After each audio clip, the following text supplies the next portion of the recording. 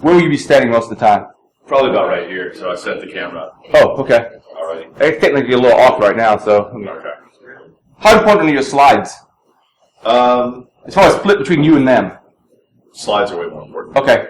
Well, right now you're perfectly aligned. Okay. Don't worry, everything will fall out of alignment soon enough. Yes. Just speak good and loud so you can overwhelm the air Speak good. conditioning. I'll try and speak good. All right. We're rolling? Good. Good. All right. Well, thank you for showing up at 9 a.m. on Sunday morning after an epic party last night. I definitely appreciate it. So today, I'm going to cover a few things. Just give an overview of the executives, who they are, what they think about, why they think about those things. Talk about language and how important it is, and how our language that we use in the security industry is way different than the language that they use in the boardroom. And then some tips to try and rectify that. And then some exercises to walk through. That's why you have the pen and the paper. And some homework. So this is what a typical org chart might look like at the executive level. So the CEO, they're in charge of defining and executing the strategy. Right? They're the leader. They're the ones who set the tone for the organization. Typically, they take the advice of the folks around them. Not always. You can have some bad CEOs, but in general, they are not there to make everything up themselves. They're there to be advised by the people under them to be able to make the best strategy and decisions they can. The CFO covers all things Blink, anything having to do with money, financials, profit, loss. There's a lot of standardized practices. They call it Generally Accepted Accounting Practices, GAAP, that financials have to go through. It's really strong rigor in the financial organizations. The CFO has to stay on top of that, has to make sure that money coming in is properly accounted for, the money going out is properly accounted for, and that they remain profitable. The Chief Operations Officer makes sure that things happen when they're supposed to happen, where they're supposed to happen. They look at things like performance, service level agreements, efficiency to a large degree, just how you keep everything working properly. The Chief Marketing Officer is in charge of public image, getting attention, making sure that the public image is what the organization wants to convey, not just what everyone else thinks of it. So they do a lot to try and shape and manipulate the media coverage, for instance, what people are talking about. They're the ones who put on wonderful events like this one who make that possible. The CIO is really there to build efficiency, speed, and scalability in the business, doing that through technology. And then the administration portion of this, typically the executives will have an admin, administrative assistant. They can be your best friend because to some degree they know what the executives like, what they don't like. They're also the gatekeeper. They can get you time. So on Administrative Assistance Day, make sure you think that it's always, always good to have a friend in the boardroom. And the other people on this chart, they won't have the time to hang out with you. Whereas if you go and find the admin when they're not doing something and just talk to them a little bit, you can usually parlay that into a lot more influence and a lot more access to the power. This is an approximation of an executive's day, right? Most of it is spent on financials, thinking about money, thinking about revenue, thinking about costs, looking at how we do things better, how we make sure that we are making enough money to cover our costs. Most of the time of any of the folks is spent on financials, from my experience. New ventures, products, whether it's going to be a marketing push for the CMO, whether it's going to be a new service line, maybe, for the business leaders. Lunch takes up an hour to an hour and a half. I mean, that's an important thing to consider, right? Lunch is also a good time to go and grab the executives and say, hey, we want to go have lunch together. A lot of times, the most successful ones schedule lunches with someone. They always have a lunch meeting set up. Once you know that, and if you can potentially get access to them during that time, you'll have them for like an hour and a half, which is awesome. And sometimes they'll buy you lunch, which is also awesome. And then everything else tends to fall way below that. So the amount of time that they spend thinking about InfoSec is almost nil. It's like 5 minutes a day, hopefully. Right? You don't want it to be more time than that, because if it is, it means something's gone terribly, terribly wrong. So that's your whole world, right? Is the information security program. So if they only spend 5 minutes thinking about that in a day, you don't have much time to go in and talk to them, to convince them, to help you out. So you better, when you get there, if you do have 5 minutes with them, you better be able to say everything you need to say in 5 minutes or less.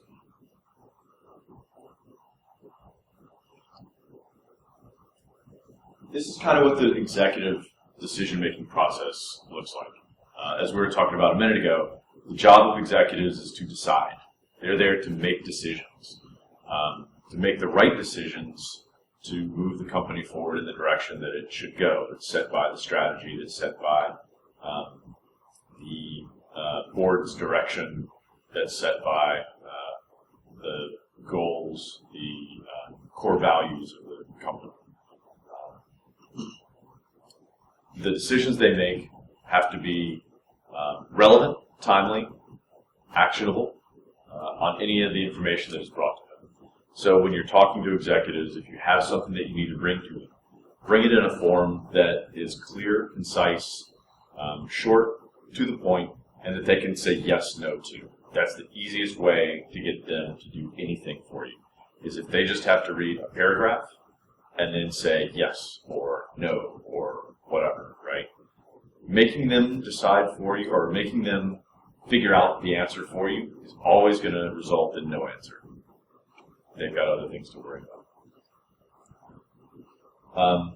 And then as you move farther back in the process from the decision over here to take the action, gathering that business intelligence, it's really analysis of the information within context to bring them something that's, like I said, actionable. And then before that step happens, you have a lot of data collection. Wherever throughout the organization that's going on. That might be surveys, that might be clicks on the website, that might be hits on the firewall. Whatever data you're pulling has to support what you're saying, has to help you tell that story.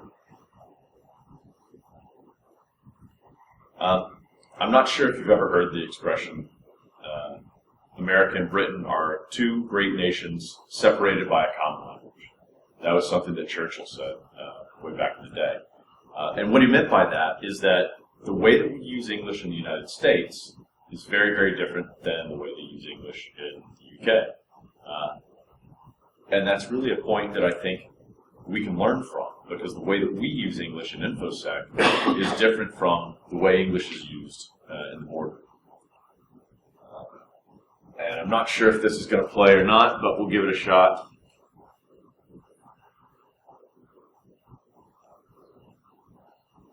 Yeah, you can't see that or hear that.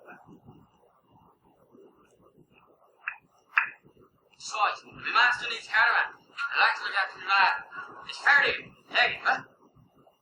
So that was famous scenes from the movie Snatch, where Brad Pitt is playing a pikey, and he's speaking English, but you can't understand anything he's saying. It's just gibberish, basically. Including in the subtitles. Including in the subtitles, yeah, that's right. So what we consider English, what we think of as English, is actually the English that we speak. If you go to a different place, if you go to a different time, English was substantially different. So I think this is a great example of InfoSec jargon. It says the cross-domain issue comes in when you have a form that accepts post methods only. You can create a page that has a form that submits to the remote website via post through a JavaScript click event. If it's protected by a nonce, that vulnerability goes away. Most websites are protected by CSRF in this way. Now, to us, that makes perfect sense, right? To most of us. It's plain and clear in our language. But stepping outside of our bubble, no one else in the world is going to get this, right? If you walk out on the streets in Indianapolis and ask somebody, what does this mean? They'll have no clue. Just like we would have no clue what this says, what this means. In 2009, the FASB issued Accounting Standards Update ASU 2009-16, which eliminated the concept of a qualifying special purpose entity, QSPE, and the exemption of QSPEs from previous consolidation guidance. ASU 2009-16 also modified the criteria for derecognizing financial assets by transferors. In 2009, the FASB also issued ASU 2009-17, which amended the standards related to consolidation of variable interest entities. Anybody know what that means? Any clue? I can't even get it. This was in a 10K filing, which is the whenever you're a publicly traded company, you have to file with the Securities and Exchange Commission, basically an annual financial report. And this was in that. I've got no idea what this means. To me, it's all just gobbledygook. When you're learning a new human language, it takes, these are my guesses, but I think they're probably pretty close. To become proficient is about 1,000 hours of practice. That's a lot, but that's kind of the entry level. Right? To be conversational, probably 5,000 hours. And to be fluent is about 10,000 hours. So how long did we all spend learning to speak geek? Probably grew up learning it. We probably practiced it with our friends. We've certainly been talking about it here this weekend. Probably 100,000 or more hours in. Probably 100,000 or more hours in, right? We speak geek in our sleep. We are well beyond fluent. Just out of curiosity, how long, for everybody in here, was it before you realized that you were using risk, threat, and vulnerability all wrong? I know for me it was at least 6 months to a year in before I was like, oh, I see. Vulnerability and risk are not interchangeable. Like, I just didn't know that. I wasn't steeped in an academic rigor that taught me that.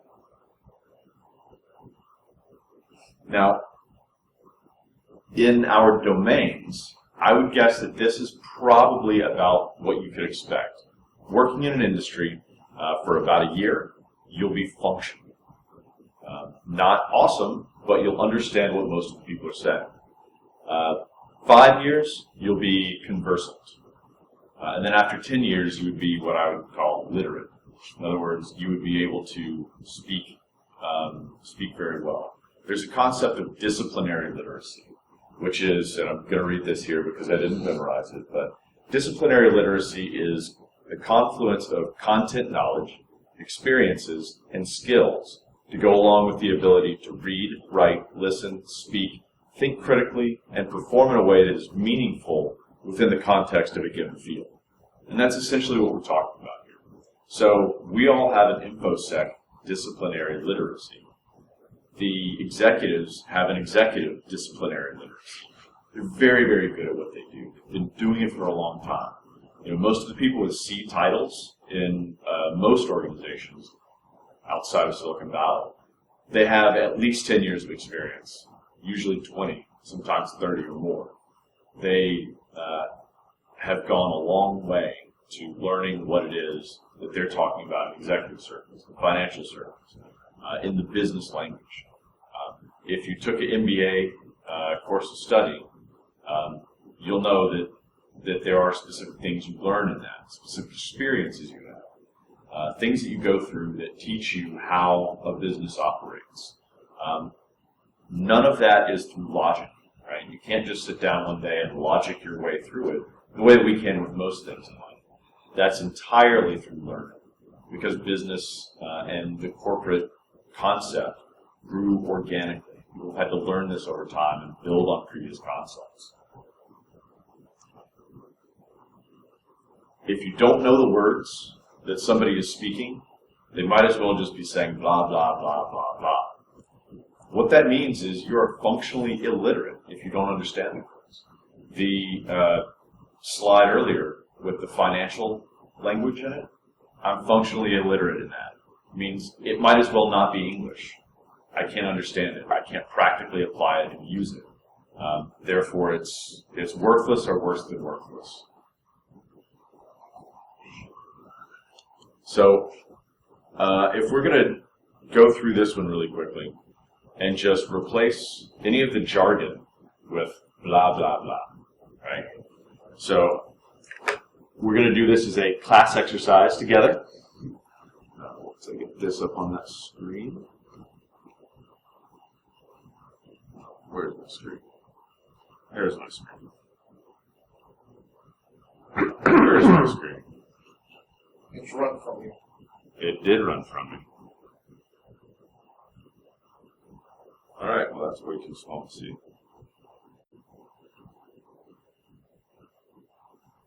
Alright. Anytime we see jargon, we're going to replace it with blah. Ready to start? Cross-domain issue. Cross-domain issue. Blah, blah, blah. Blah. Comes in when there is a form. Form, okay.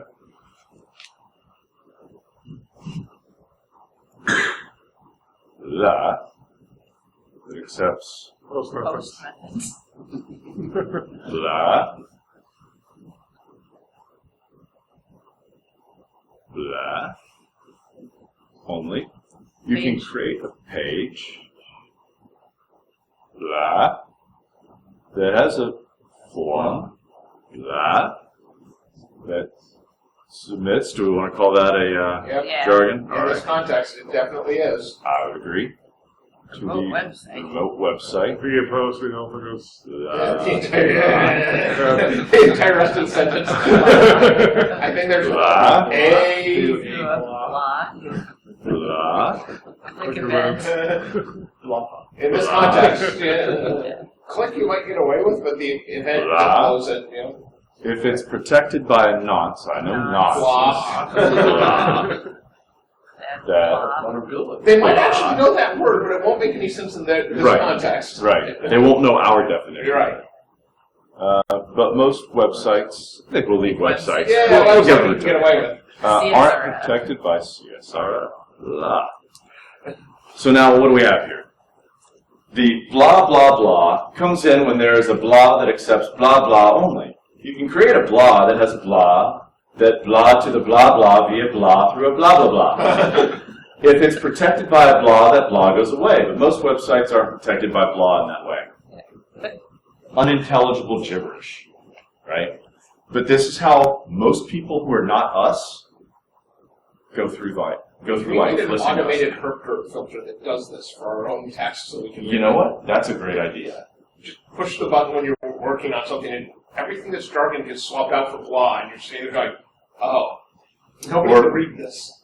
Or how about a Microsoft Word dictionary? So when you're writing your executive level report, you can go through and check. And it's like, oh, all of these words are red. It has no idea what any of this is.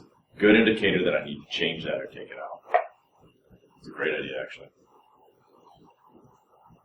Just gonna revert those so I don't. You want the interactive exercise for next time. Yes, exactly.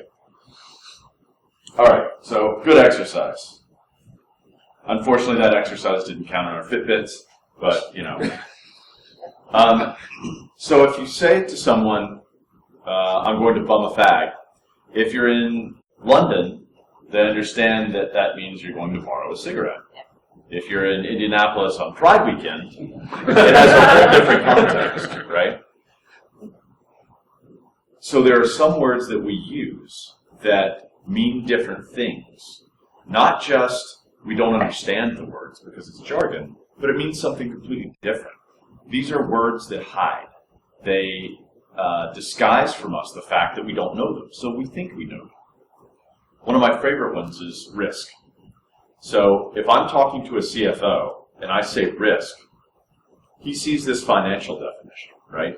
the standard deviation of the return on total investment, or the degree of uncertainty on return of an asset. That's what he thinks.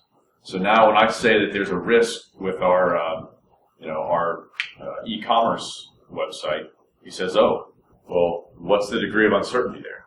What do you mean degree of uncertainty? There's risk, right? Well, I know there's risk. There's risk in everything, right? We're in business to take on the acceptable levels of risk. That's the only way that you make money. I'm not sure if you know how this works, but that's how it works. You say, well, but there's risk. I mean, I can feel the risk coming off of that server. It's just like glowing with risk. All right, fine. Tell me something to do with it or get out of my office. I got, lolcats to look at.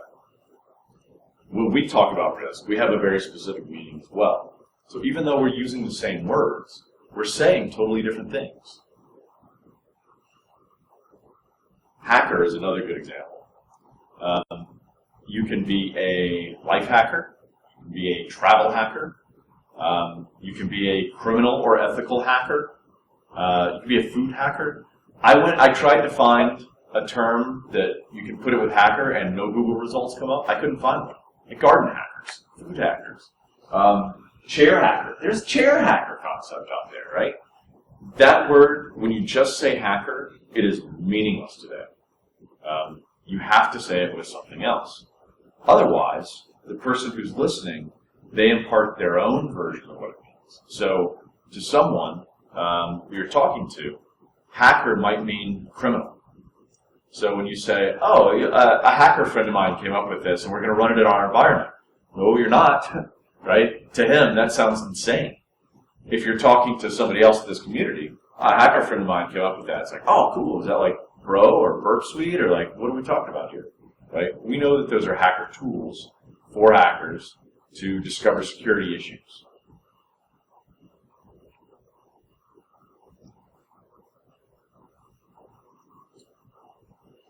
When you're trying to state a position, to make a statement, especially to executives, there are a few things that you can do to make it, I don't want to say foolproof, because foolproof is only foolproof until you run into a sufficiently talented fool. But doing a little bit of work on what you're trying to say. So again, when you have that 5 minutes to talk to the executives, that it's impactful, that it's meaningful to them, and that you're able to accomplish what you're trying to. First of all, probe into the nature of it, right? Think a little bit like a philosopher or a 5-year-old. Just keep asking why until the why is so obvious that you don't need to ask why anymore. There's a lot of times when we'll do something, we'll say something. It's like, well, but why is that the case, right? Oh, we're getting a lot of outbound block events on our firewall. Why? I don't know. Well, shouldn't you go investigate that? Because that's one of the things executives are going to ask. They're going to ask you why. And if you don't have a good thing to say to them back, they'll just dismiss you. After you can't tell them anything, they'll start thinking you don't know anything. And then you'll get fired, or worse, just marginalized. They won't ever listen to you, but you'll be stuck in the same position. So probe into why. Draw an outline of what you're trying to say, right? Describe it in general terms, but you don't have to go through all the details. Again, like with the CSRF example, an executive doesn't need to know why CRSF exists, just that it does, right? What is the problem with CRSF? Well, when somebody clicks on something, it can get hijacked. Easy explanation. It's clear, and it outlines the problem, but it doesn't explicitly go through all the underlying issues. And then if they want to probe and ask why, they can and they will. Make sure it's relatable. Make sure that the listener or the reader understands what you're trying to say. So if they don't get it, or if they can't understand why they should care, they won't. And on to challenge, part of how you can do that is you can just say, so what? All right, CSRF exists, so what? Somebody gets click hijacked on our site, so what? Like, what's the impact? Is there an impact? Is the impact small? Is it huge? Right? What is the degree of risk on that e-commerce? If it's, well, somebody could get click hijacked, and then they would go to somebody else, a competitor's page. Well, that's a big deal. They could get click hijacked, and then they would get malware installed. So what? Okay, they get malware installed. That's bad for them, but to the executive, maybe they don't necessarily care. They should care, but then you can elaborate on that and say, so what is they don't ever shop with us again? Right? We get a bad public image because it's up on Krebs' website that we're installing malware on people's computers. That's the so what. Make sure that when you're talking to people, what you say is clear, and that not only is it evident, but it's hard to be confused with something else. So that if they don't have the same definitions that we have, they won't make the mistake of confusing with something different that you're not trying to say. And then curate. Once you get done putting something together, ruthlessly curate it if it's going to an executive audience. Depending on how much higher above you they are, I mean, you could have literally 5 minutes in a year to talk to the executives. Make sure that when you get it there, it is as robust as it can be. And trial it with people, right? When you're part of the curation process, should be, people like it, not like it. Go to somebody else in the business and say, hey, I've got this idea, I want to walk through this thing with the executives, I need somebody else's opinion on whether or not this makes sense. Start going through it with them. They'll pretty quickly tell you whether or not you're right on, whether you're a little bit off, and they'll be able to help you adapt your message to better target those executives. They might spot weaknesses in your argument, for instance, that you can fix. They might see that you've got some language that doesn't quite work. Some of the best lines of reasoning I've ever come up with were not mine. They were the interaction between myself and other colleagues. And the more you tell the story, the more you go through something, the better it gets until it's exactly what you need and what you want. How to engage the executives. This is, once you now have the ability to talk to them clearly, how do you get that access? How do you go in and talk? So I already mentioned grabbing them at lunch. Maybe set it up a couple of weeks ahead. Hey, I've got a product idea I want to run by you. Have you got time for lunch next Thursday? This is, again, where talking to the admin comes in really handy, because a lot of times you can just say to the admin, hey, I want to get some time with Bob. Is there a lunch slot I can grab? I'll say, oh, yeah, I'll just put it on his calendar. He doesn't ever check his calendar, and he just shows up at wherever I tell him to go, right? Which is great for you to have, great for you to know. And if you're able to develop that relationship with the admin to where they trust you to not screw up when you get there, right, and make the admin look bad, then they'll let you in. Make everything as simple and as clear as you can, to the point of BlackBerry readable, is what I like to call it. In other words, if you're using a BlackBerry device, which has like 8 lines of text on the screen, can you still get the point across in that 8 lines of text? If you can't, maybe you should go back until you can. Even if that means you make it a little bit more outlined than detailed, that will at least prompt the executive to then come back to you and say, why is this the case, right? Make sure that it matters to them, and let them then ask you the questions that they want to know the answers to, rather than necessarily assuming that they might want to know any of this stuff and throw it all in there, because they won't read it. This isn't a position paper. It's not a position paper. It's, you need to get their attention, tell them why it matters, and tell them the solution you've come to, right? There's a paper out there, really, really short paper, called The Doctrine of Completed Staff Work. And this is a military document that basically says, your job as a soldier is to bring your boss actionable recommendations, to advise him on the decisions to make. The paper goes a little bit far to the side of, like, come up with a decision and present it, farther than I would typically advocate, because you do want to have a role of engaging with someone above you to help shape your opinion, to give you the context, to go through more than just a rough draft. But it's a really good idea of just bring something to their level that all they have to do is say yes to. and especially when you get to the executive level and meet them. Respect the audience, respect their time, learn their language, make an effort to go talk to them. If you have a question about whether or not they should learn your language or you should learn theirs, right? You laugh. Sorry, that's an easy one. Yeah. Just think about it in terms of cash, right? How much money does the company lose if they learn your language? A lot. How much money does the company lose if you learn their language? Much less. And not only that, you're actually better off. And then you can take that knowledge and education and put it back into the company. You make the company better by learning their language. If they have to learn your language, you make the company worse. Listen a lot more than talking. And generally, I say the rule is about 60% listening to 40% talking on any given thing. Listen to their problems. Listen to what they care about. Listen to their concerns. Let them guide the conversation rather than you trying to guide it or you trying to just blurt everything out. Because as soon as you start talking and they don't get a chance to say something that they wanted to say or ask a question that they wanted to ask, they just turn off. You'll never get them again. And then climb the ladder one rung at a time. So don't go straight to the executives. Hey, I've got this brilliant idea. I've got to go tell the CEO. No, not yet. Right? Work your way up. Become your boss's friend. Make him look really good. Right? That gets you the experience talking to someone a little bit above you. Eventually, he will invite you into meetings either in place of him or alongside him with people above him.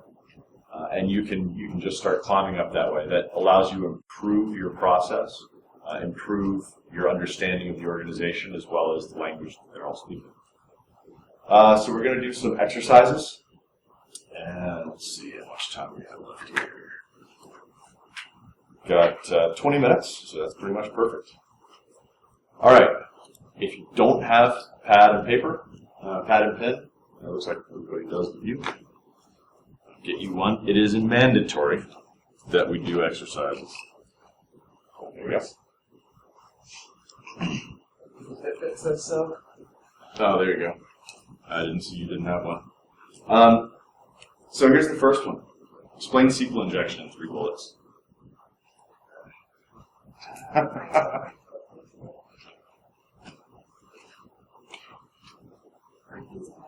Which language? Right.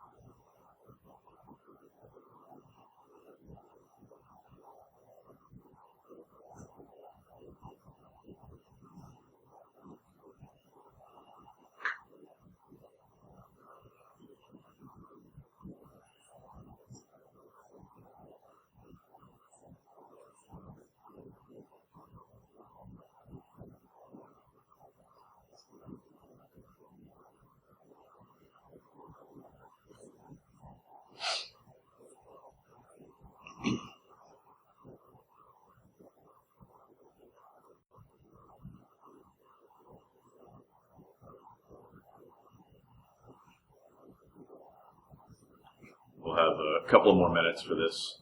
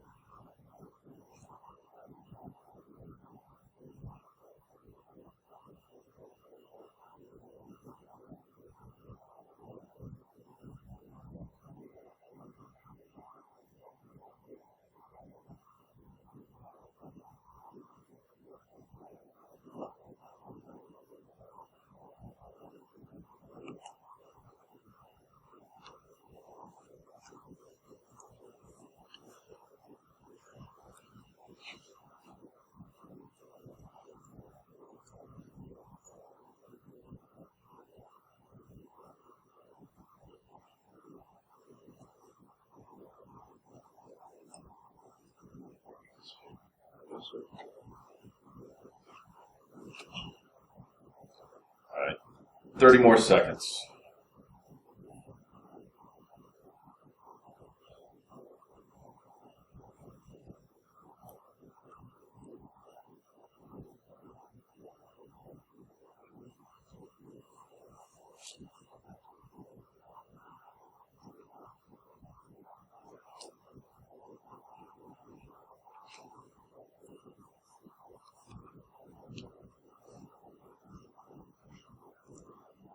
All right. So did anybody come up with something that they want to share? I'll go. Okay, yeah. I went really, really simple. Okay, good. 1, it is a flaw found on some websites. 2, it lets outsiders access information they should not have access to. 3, it may allow our customer records to be stolen. Yeah, those are good. That's really clear. It's also concise, and it has a lot of the so what factor in it. Anybody else want to share, or if not, we'll move on. This isn't mandatory sharing, it's just mandatory working.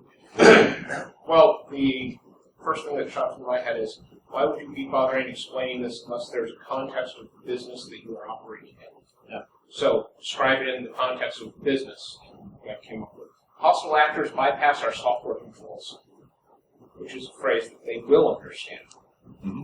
Yeah, that's a good one. I mean, granted, you only gave me 60 seconds to do it, Right. but I took it. That's what you get for coming in late. But I took it much like him in a business context. So it's a web AppSec vulnerability. It's one of the oldest vulns in existence. Actually, it revolves around input validation errors.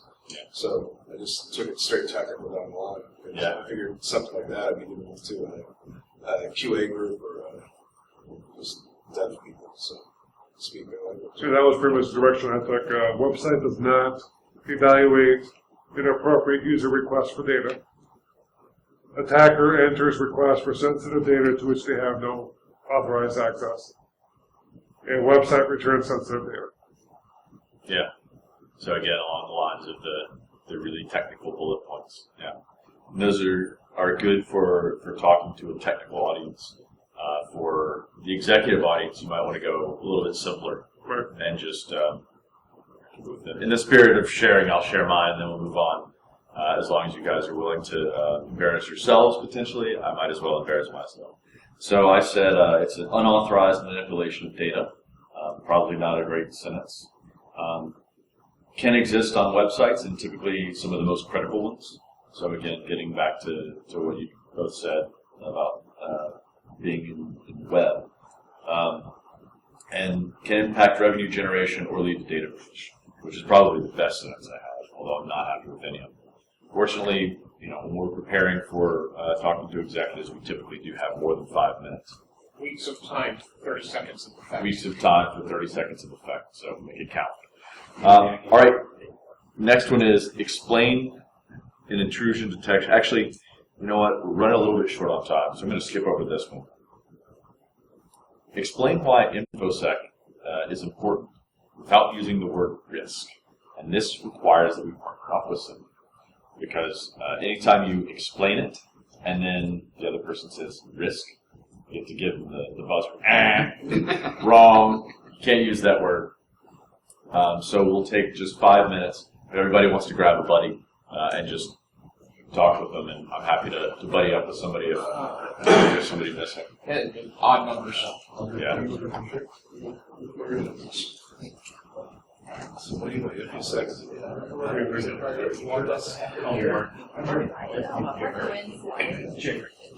Remember what happened to Target?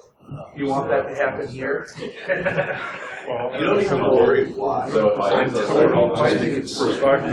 You might have less. I'm pretty sure that's what the funding section Having a multi-billion-dollar loss. For tax. Depending where you are. Yeah. So it's a different.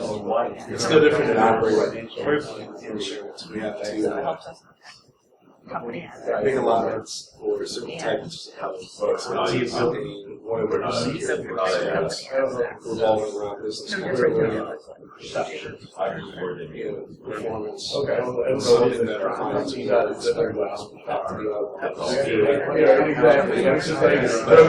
when we take on this project, we want to take a longer sense of information. We need that allowance. The only way we can do that is target. So that's what we're seeing. Interesting. Context dependent. Yeah, I mean, I have no idea what context is. Right, The reason why we do I was this doing is paperwork because and we want to. wrapping up the goals. Gotta Gotta go. They're like, well, we're trying to Gotta well, there's always How much? I always a try certain level doing this. The funny thing was, I spent 5 years on this project. Yes. we work with you. Live killing tactics. You have other people that The answer was, are also why is this operating. important? This is There's also running there's antivirus. assets. Oh, okay. Malicious And that worked. Sadly, that was also the exemption. people are trying The to hack antivirus. you. Actually go So, look or write new rules. I had to use whatever vendor handed. But you why is have InfoSec important? that are after your assets. The organization largely doesn't believe it is. InfoSec allows you That's to why we have to talk about it in the context of why is and it doing proactively at the business level. This is it's really proactively Never, ever is InfoSec done for some reason unless we're an InfoSec company. In which case, even InfoSec for your own company isn't done for that reason. It's done for the reason of selling numbers. It's really embarrassing when you're an InfoSec company. You're the one who gets the departments. protect access practice. Then again, that also is My favorite answer to that, though, is they always say, well, that's the cost of doing business. You know, we operate such a high. It's not an excuse for being you're lazy. You're not powerful. I won't mention the name of the company, but you sell application security and you have a web app problem on your own website. That you blame it on a third party that's hosting your website does not matter. So, Nor your constituents. why are you picking on the word risk? Is it one that you found is particularly badly used? Yes, It's going allowed back to be to controlled. earlier. Yeah. When you're talking to a CFO, CEO, and talking about it, Variation on they think of expected return. right. Yeah. GG Max. It's a word that means different. So I don't want to target. Yeah. I don't like it, but it's always. And the What if you question use the word Sorry, I don't want That also has a very specific meaning, and as long as you learn their definitions and how they think of those things, and you use them in that context, it's I fine. think either one. So when you have to make in your case, and you're talking to those sales, what do you fill this up? Do you just go with what they know and bring it to their level, or do you? I work for an academic environment, so I work for Tier 1 research university, so I split out the context of research. Okay, so When I'm doing InfoSec work, I actually have to explain the context that I came to InfoSec in, which is trust in your system such that the research that you're doing is actually valid. Because otherwise, in about a minute we'll close the section. Customer relations. nobody cares about their research yet. They don't care about the side effects of what they're doing to your systems either. So any kind of study they would This is security. that is the fact that I came out of InfoSec, which was that I don't have my machines broken into I can't trust it to work on it. If my machine is not under control, my machine is not under control.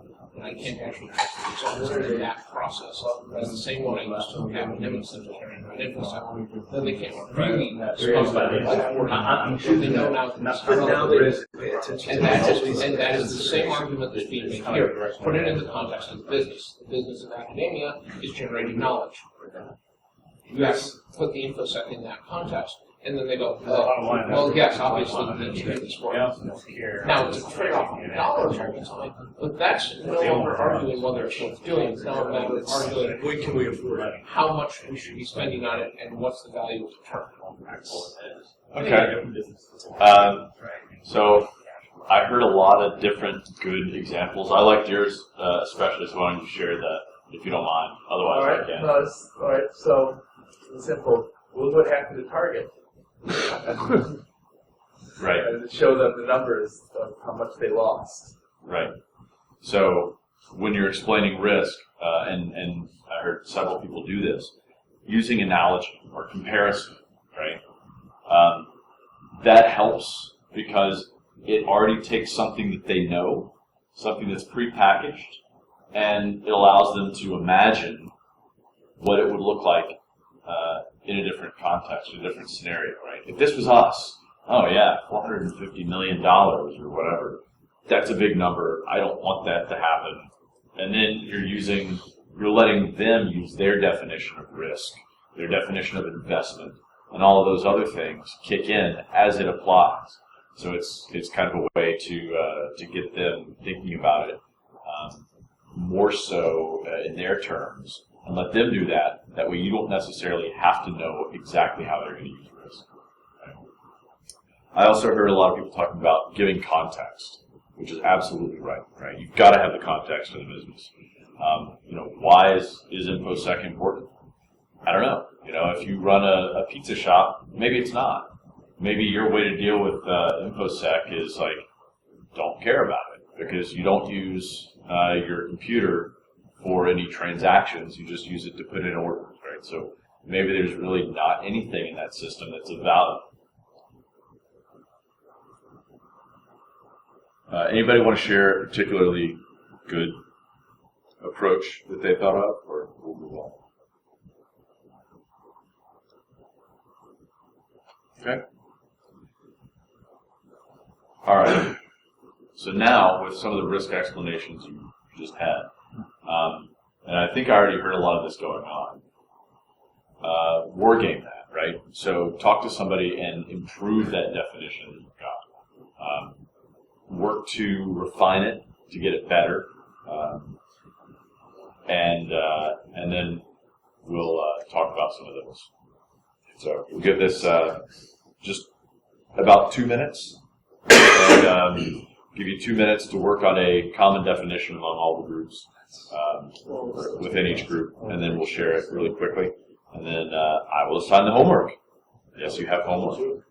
What's this just the impact of The implemented into our meeting this is much longer? concept of risk you need to look at financial data. And it turns out I went through the InfoSec under somebody who worked out the financial terms industry. So, and that means that I got led down the path of seeing risk from a financial perspective first, not from the InfoSec perspective. So I'm sort of slamming into a wall on this. Like, how do I always just sort of skim over that section of the fair wait around, and that's a problem for me because I haven't So, I asked this not because it's an important exercise, I'm actually trying to learn. When you see it from your side, what's the biggest misconception? Without using the word risk, but understanding the point. It is perfectly valid to leave security holes in your hand because if there's no one loss, there's no loss of X, Y, or Z, whatever it is. It's not even an acceptance. It's not a risk. If there's no loss, there is no risk. Scenario that is unique to each Right, but that's because InfoSec is not the mission of the organization. Like the profession of their organization, it's not the organization. It should be your head around to get around our organization's mission of organization. So that took me a couple of years to figure out. And then it was sort of, right. Now, remember, this demotion from being the awesome InfoSec guy into the InfoSec janitor, which could be a whole product for a lot of people. Because there is nothing different about any of the stuff that's done inside the InfoSec. So, give me an example of the individual where you're not looking and of course, let's talk about our benefits. Our benefits system has a series of hurdles when it comes to authentication. And it doesn't affect the consensus at all. It Which doesn't. makes sense. There- It's there- a- so there's risk in It's everything. GPO. You sit there and read your JavaScript all day. And it contains no protected data and is backed up data. If somebody does something wrong with it, we're doing that anyway on a daily basis because our professors are too stupid to actually find our system. And as our system so low, they have to be a freaking expert. So the remediation or loss of access credentials into the system is the same thing we're doing on a daily basis anyway. The user can't figure out so it ain't worth fixing. We already fix it daily. We don't spoil the intended class. Because professors have that problem all the time. So is it worth fixing? An opportunity. Do I know it's there? Yes. Well, even if there was loss of scores someday, or something, sure. What's the end result? No, it's Hit a button. Came back.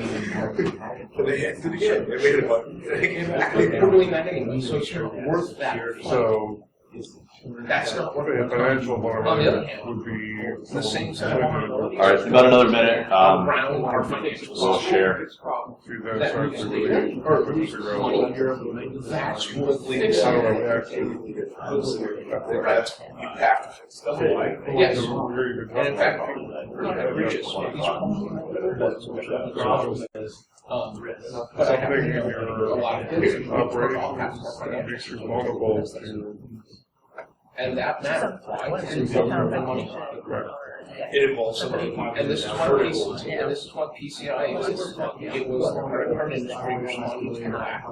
The security practices, one of the things that you guys do. The credit card industry, not you. And the credit, because a lot of businesses absorbed that loss. It was a collective risk to the credit card industry, which figured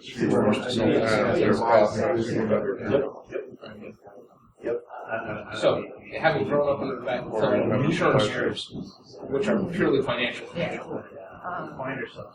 it took me a long time to figure out, oh, there's a different way to go around this, and it's Or they okay, decide. that one doesn't work.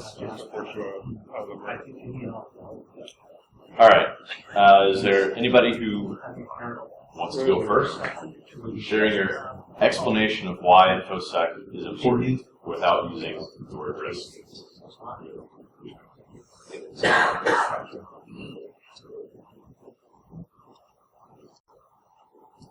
Nobody?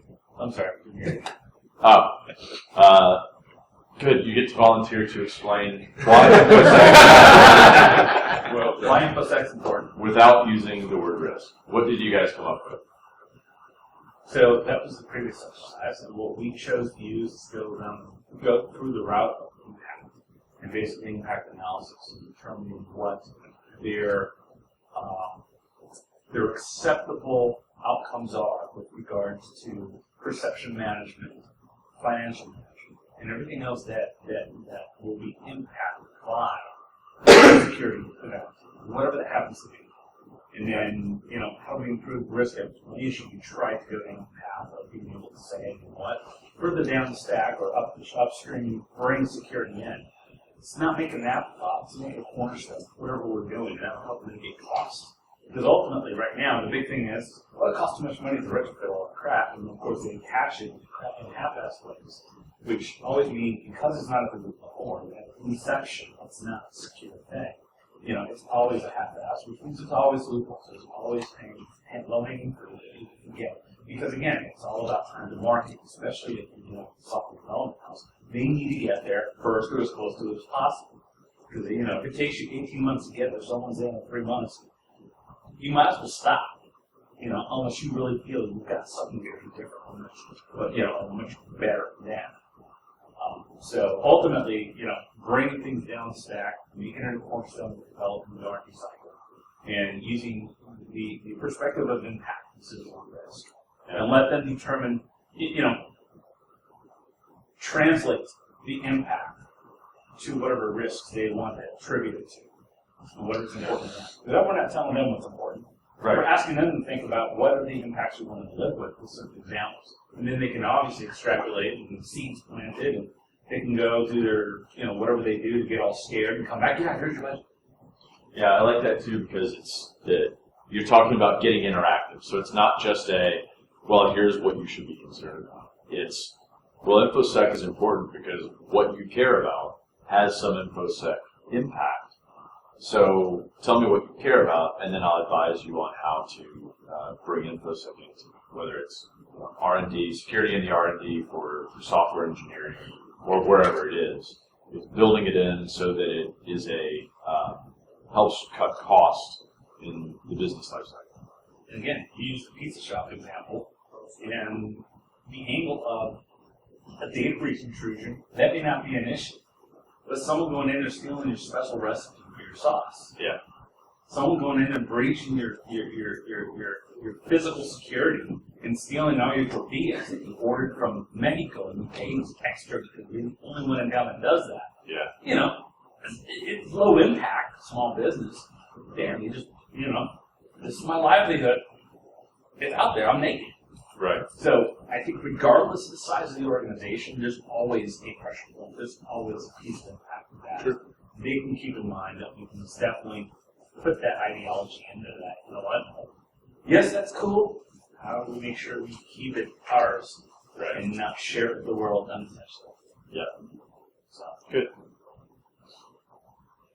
We did something that's kind of similar. We talked about is the impact of threats and vulnerabilities to your ability to operate within the market. And they said, well, then we went to, well, how do you explain vulnerability? And it's somebody else's ability to negatively impact your operations. And from a business perspective, if I'm a pizza shop, another pizza shop opening down the street is a threat to my business, potentially. If I was the only one in town, now there's the second one. That's a threat to my business. If I can't get my special flour, that makes my dough different. Or if I can't get orders via my website, if I had this great, people can text their order, they can fill out the form on my website to order, that impacts me too. So it's just another aspect of how the business meets its objective of selling pizzas and making money. So it's similar too. So it should have a place at the table, just like supply, just like all of the other business considerations. Yeah. So putting it into the context of all of the other business issues that can come up, and understanding that from the executive's perspective, this is just one of the many issues that could, as you said, negatively impact operations. All right, we'll go on to the homework. So it would be really cool to do some homework on this. Learning how to speak business. There's a number of kind of not quite MBA programs, but you can get a lot of the information that you would get in an MBA course at home just through watching YouTube videos or through some of the iTunes University, for instance, or Open University, or some of the other programs that are out there. You can make that a priority if it's something that you really, really want to follow. By virtue of the fact that you're here at 9 a.m. after an epic party, I'd say that pretty much everybody in here cares about learning how to speak better to executives, learning how to interact with them better. So go out, look on the interwebs for the MBA light courses or just anything, right? You might find that you really need more information on what does a CMO do, what does a chief marketing officer do, because you know that if you could get security as a cornerstone of your product development lifecycle, that all of a sudden you can get people thinking differently about it. And then make an effort to learn about your company's business. Understand what they do, right? I mean, as silly as it sounds, I've gone into organizations as a consultant, and I'll sit down with the director of information security and say, all right, how does your business do your business? Well, we sell some products over here. And I'm like, all right, well, what percentage of the revenue comes from your products versus your services versus this? I don't know. Okay. Well, then how do you know what to prioritize, what to protect? How do you know who to talk to get the most influence in the C-suite, right? If you go talk to the product guy and it turns out that you've got him, he's all about security, but that's like 5% of their business, then he's always going to get trumped by the services guy who's 95% of your business, and you'll never win. So get cozy with the services guy, get him on board, figure out what makes him tick, and then turn them into an ally. And as I said, move up the chain that way. So thank you for showing up, paying attention, and doing the exercises. Hopefully this is helpful, and feel free to give me feedback. The best way is to follow me on Twitter @BeauWoods, and then DM me, and we can get in contact that way. And next up is going to be Steve Ragan, who will be talking about engaging the media API.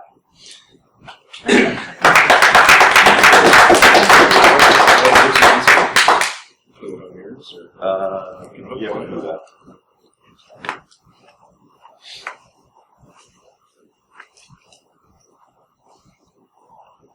So, how was the party?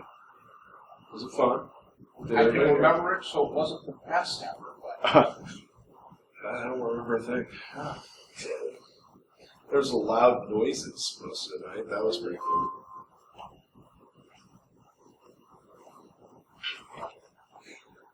So we'll get the little slide thingies up.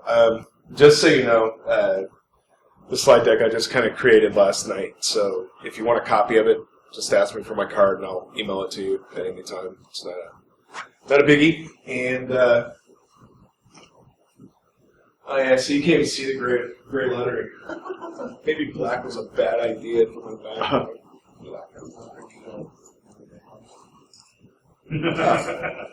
Hit the next slide. Let's see if the white text works. Yeah, okay. Alright, so obviously white's a good color. Now I know to avoid gray. So as it says, I'm Steve. I've been a journalist for about 5 years now, and I fell into journalism. It wasn't my first profession. I come from an InfoSec background. So when I cover security, it's really cool for me because I don't write it from a standpoint of an outsider looking in. I write it from an insider's perspective. So any kind of story I write about latest vulnerabilities or things like that, it's usually when it's something I've dealt with personally, that's how I deal with the topic. So it's always been a fun thing for me to do. Any fathers? Fathers in the room? Happy Father's Day. You? Oh, sorry. And it's really funny. My kids woke me up this morning. They made me some coffee, and they told me Happy Father's Day, and they're like, don't screw up, Dad. And I'm like, well, gee, thanks for the confidence. And they're like, do you have your notes? I'm like, yeah. And I go, you sure? Because we may have hidden it from you last night. Well, that's awesome, boys. I appreciate it. So just to give you a quick rundown, I'm going to give you an overview of what it's like to deal with the media from a perspective of being a security researcher and working in the security industry. Because I understand that we're not that accessible sometimes and we're not easy to deal with. But what I'm not going to do is offer you a full replacement for the actual type of media training you would get from a PR agent or your HR department or your communications department. Every organization is different when it comes to media policies and dealing with the press. So it's not a one-size-fits-all thing. But then again, the ability to talk to a journalist and ask me anything you want, that's always fun. So just quick show of hands, who's done media training before? Anybody? Did you like it? It was all right. Was it useful? Yes. Yeah? Very useful. Same? Was it useful? it was extremely useful. Yeah? Didn't much like it. Why? Was it just boring, or? Because most media training can be boring, is why I asked. It's an exercise in limiting what you say. For me, I took media training before I was a media representative. So I did that before I did press work for CSL. Yes, see, that's when you do media training and go into media, it's a conflict of interest sometimes because it goes against everything you were taught.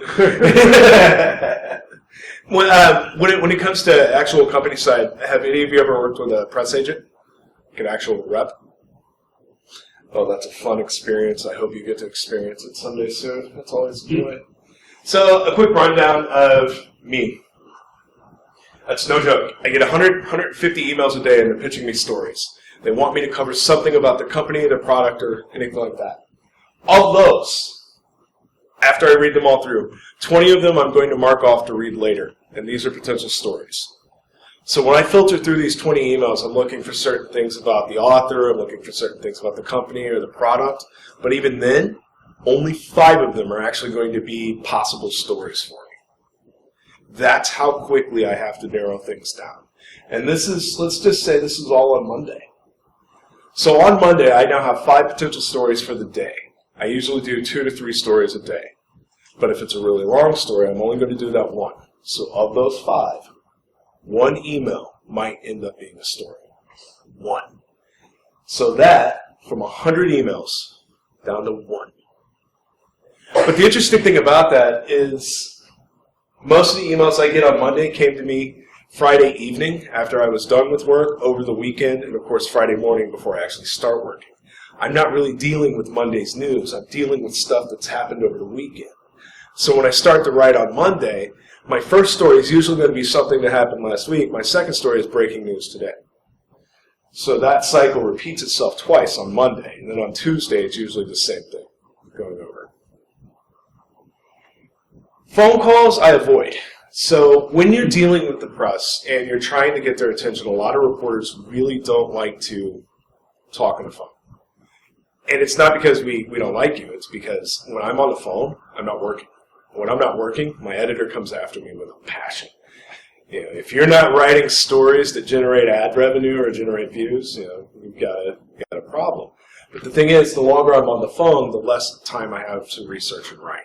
And that's really what I'm more interested in doing, you know, during a day. The only time that changes is when I'm talking to you guys. So when I need to learn about your product or what you're doing, email helps. It's usually really quicker, but you get more out of it when you're talking to somebody.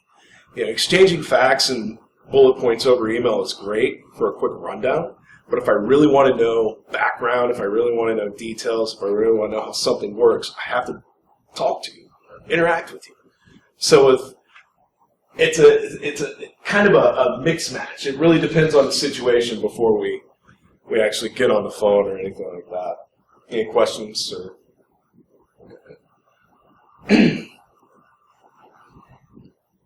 the biggest tip I can give you for dealing with the media is to know the reporter you're talking to and to build a relationship with them. The more you interact with a reporter, the more they get to know you, the easier things are going to be. I have companies that I've worked with for years, and I know their staff, I know their researchers, I know their marketing people, I know their executives, and I don't question anything when they send it to me. I'll validate what their claims are. I'll of course fact check them before it goes into print. But if a company calls me up and says, Steve, we've got this new research coming out on Monday, it's XYZ, I know XYZ is valid. They're not going to blow me smoke. And it's because I have a great relationship with them. They haven't burned me. But they also know the type of stories I like to write. They know how I write. They know how I speak when I actually put something into print. So they don't send me a marketing-based survey or a study. They send me one that's based on analytics. They send me one that's based on raw data that deals with pain in InfoSec. Because those are the types of stories I like to write. Better relationship you can build, the stronger the stories are that come out. And for you guys, it's going to be a thing, trying to without using jargon or terminology with you, to break this down. So the stronger the relationship, the better the story, and that translates to more marketing value for you. It's direct. Because obviously you want your name out there, you want it circulated. The more mentions you get, the better off you are. So the better stories are getting written about you, and the way you get that is by having a good relationship with your reporter. Local media and international media and regional media, things like that, media is media.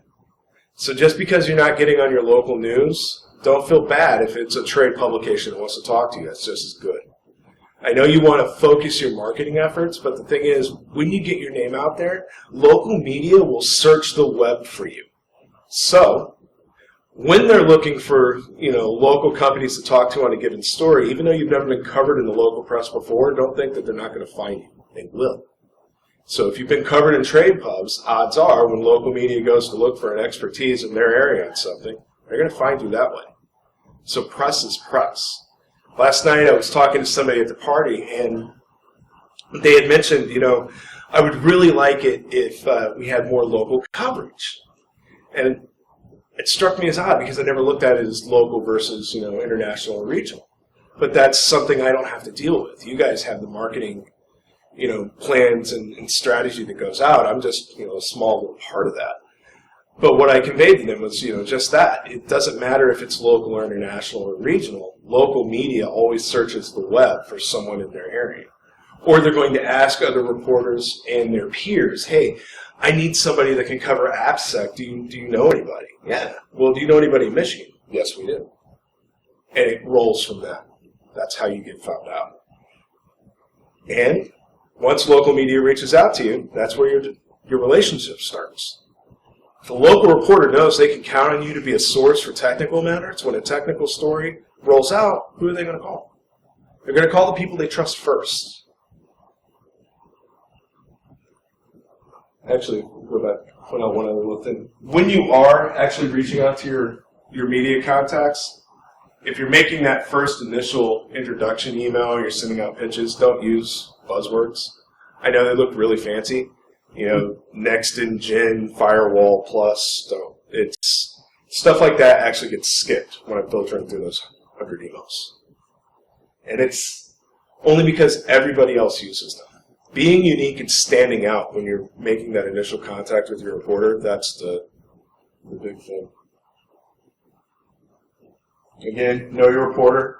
When you're reaching out, know what you want. Have a goal for your accomplishment. So if you're trying to pitch a new product or a story, know that. That's what your goal is. So know everything you can about that product or the angle on the product or story. So when the reporter starts asking basic follow-up questions, you can answer them. The longer a reporter has to wait for answers to follow-ups or basic questions, the less likely it is you're going to see your story run. And it's only because we have a finite amount of time to select what we're going to write about and report that into our editors. Yeah, like for me, I had until 11 a.m. that day to tell my boss a rough idea of what I'm about to write about. By 1 p.m. that afternoon, I have to have that finalized so that by 5 p.m. my deadline's hit and I've got stories in. So if I don't have answers between 11 and 1, I'll have to skip that story and pick something new. And it's not because I don't want to write about you, it's not because I don't like you, it's because I just don't have the time. I have to get stuff out.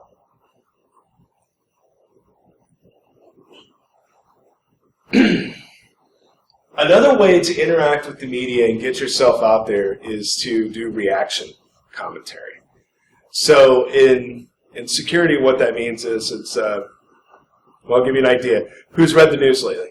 Did you read the news this morning? So you know about AT&T? AT&T got popped.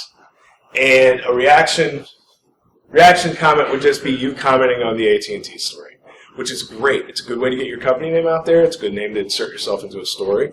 And it's a great way to put your expertise on display. The problem is, that type of commentary would be valid today, and it might work on Monday. Otherwise, come Tuesday, you're done.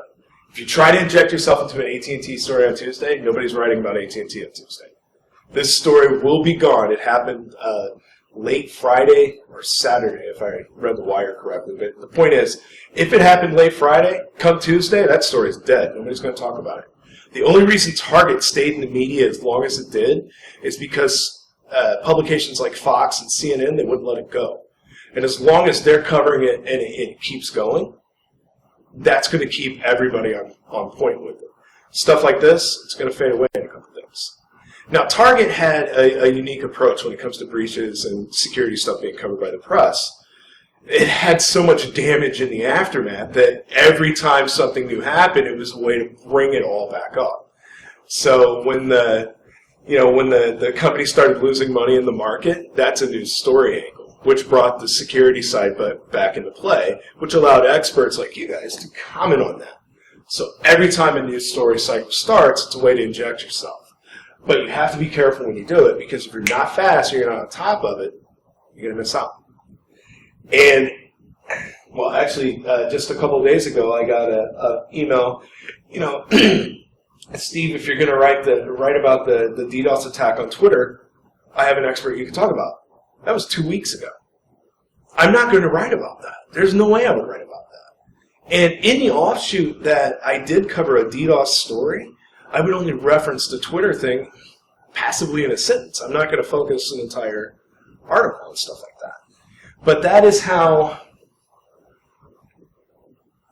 companies try to inject themselves into a story, and that's called creating your own news cycle. So, I'll give you an example. Let's say 2 weeks from now you want to talk about mobile application security. Well, you're going to pitch the reporter's story based on the AT&T incident. And that's how you're going to try to inject yourself again into a story that's already kind of faded out. You're going to bring it back up. You don't really want to do that because, again, it's old news. You want to come up with something original. That's what keeps readers interested.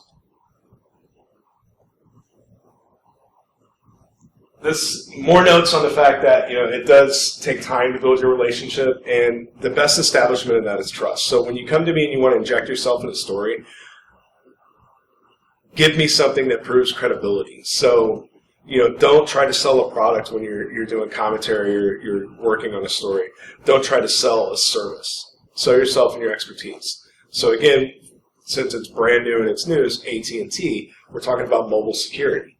So if you know how that would work and how it ties into application security and why those two crossed over and why this vulnerability happened, that would be your angle. That's what you're talking about. But you don't need to sell products or services to talk like that. A lot of reporters do not cover product news. I don't. I'm not allowed to. And that's by design. The company does not allow me to cover products or services because I'm not a salesperson. But there are reporters who do nothing but cover products. And that's why you build a relationship with reporters so you know what they cover and how they cover it. This way, if they are a product-only reporter, when you're talking to them, you can talk about a product. You can introduce that. But if they're not a product reporter, then you don't want to bring that stuff up because it's never going to make it into print. They won't be able to use it. Very first line. Pitching the wrong story to the wrong journalist can see you ignored by default. I hate to say it, but there are many PR companies, I do not even read their emails when they come in. And it's because all they do is pitch me products.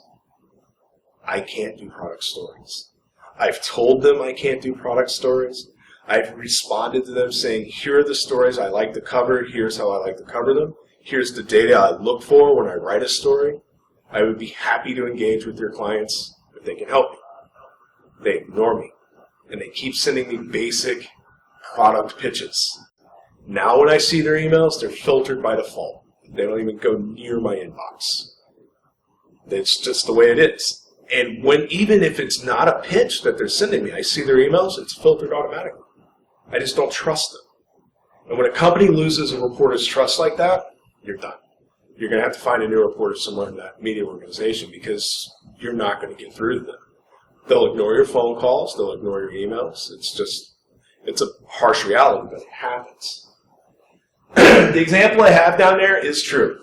I got a pitch from a company one day, and they said, hey, we've got a new story about Configure. Really? It's making a resurgence. 800,000 people have been hacked already. Whoa, what happened? Turns out the FLAC, which is a press agent, PR agent, their RSS reader had bad dates. So she got a RSS alert from one of her clients that they had just posted a blog on this, and so she comes to me with this story, and she wants to get it out in print. Well, it's a great story. Configure returns, 800,000 people. This is going to be headline news until you check the date. It was old. So knowing what you're pitching is just as important as pitching the right thing. It's an innocent mistake. I don't ignore her. I talk to her on a regular basis, but this is a perfect example of if you pitch first without understanding what you're pitching, you're going to run into problems all the time. But I'm not going to lie, I really did get excited because I was like, wow, Configure came back? That story lasted forever. This will be great. Turns out it wasn't. Okay, I do apologize. I mean, I'm in it. I'll give you these slides, and with my card, I'll answer any question you have for me. I was kind of rushing just so I can get to this. This is the important stuff. These definitions you hear on TV, you hear them in TV shows, you'll see them in, print media, you'll hear people debate them. Off the record, on the record, deep background. What do these terms actually mean? When you're coming to a reporter and you're dealing with them and they tell you it's off the record, unless you have an established relationship with that journalist and you know them, it's a lie. There is no such thing as off the record. Right now, as we're sitting in this room, all of you are on the record with me.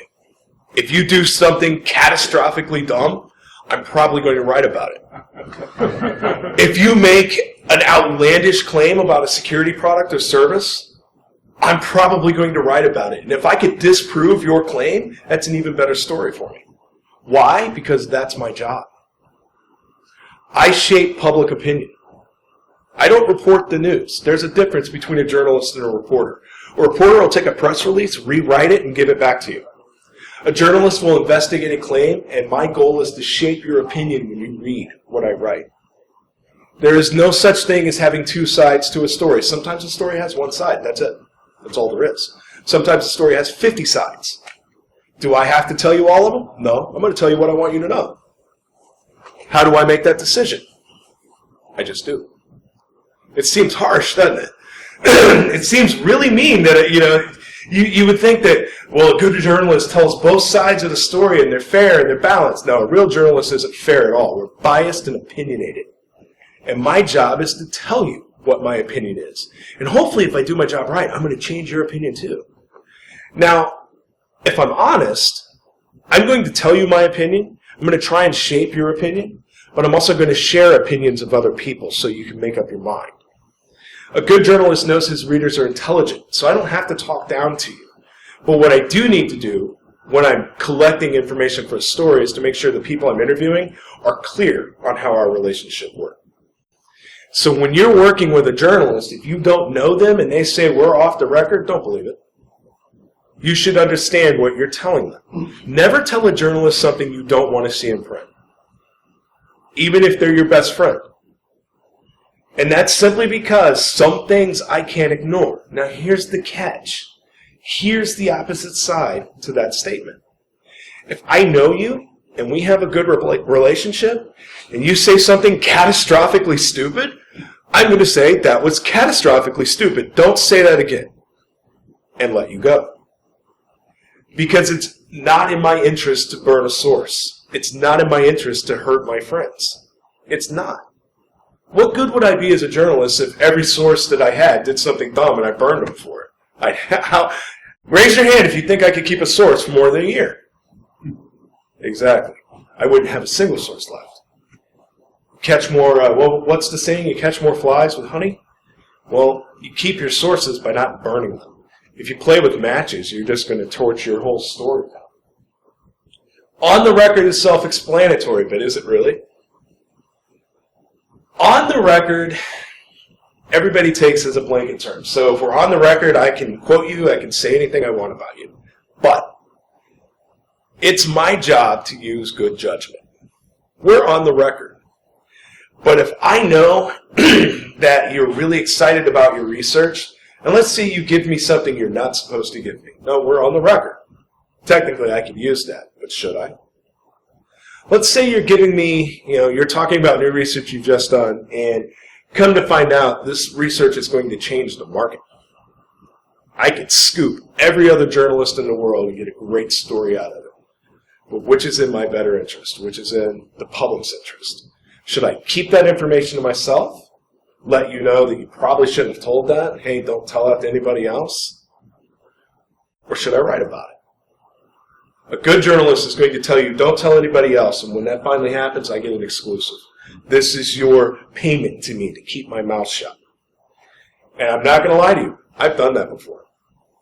It comes in handy. Building favors is a great way to build relationships. By keeping my mouth shut, I've proven to you I'm a loyal journalist. I know how to keep secrets. I'm a good journalist. I'm also your friend.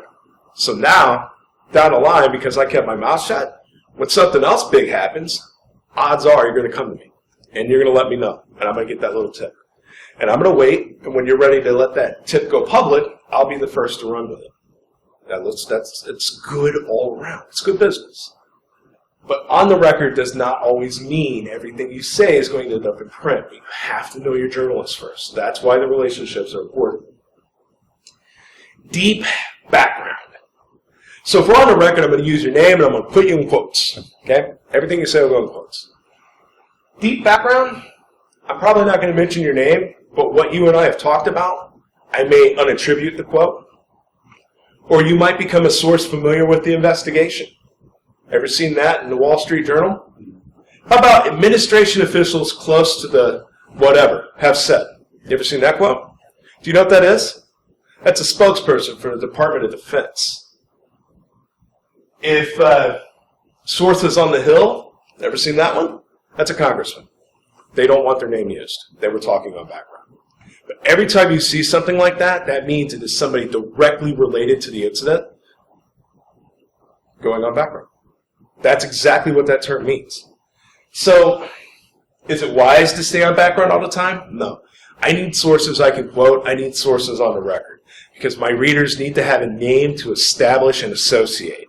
If I can't have that, we're not going to have a really good relationship. I'm not going to come to you all the time to be a source, because if you'll only go on background, I can't use that. I can use one, maybe two background sources a story if it's a big story. If it's a single story, I can't use any. My editor would much rather have somebody on the record. There are a few exceptions to that. The target breach.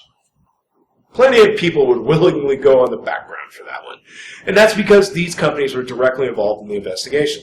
One company in particular, which I can't name their names, but I can promise you they helped certify them, and they helped investigate the breach, would love to go on background, but because they were so close to that story, they couldn't. They couldn't even go on background. Because any comments they would make on background or on the record would directly violate their customer agreement. That's fine. I understand that. So when companies like that have to go on background, if that's the only source you have on a story, you use it. But even then, sometimes background's not going to help you, and it certainly won't help me. But I'll tell you, that was an amusing conversation to have.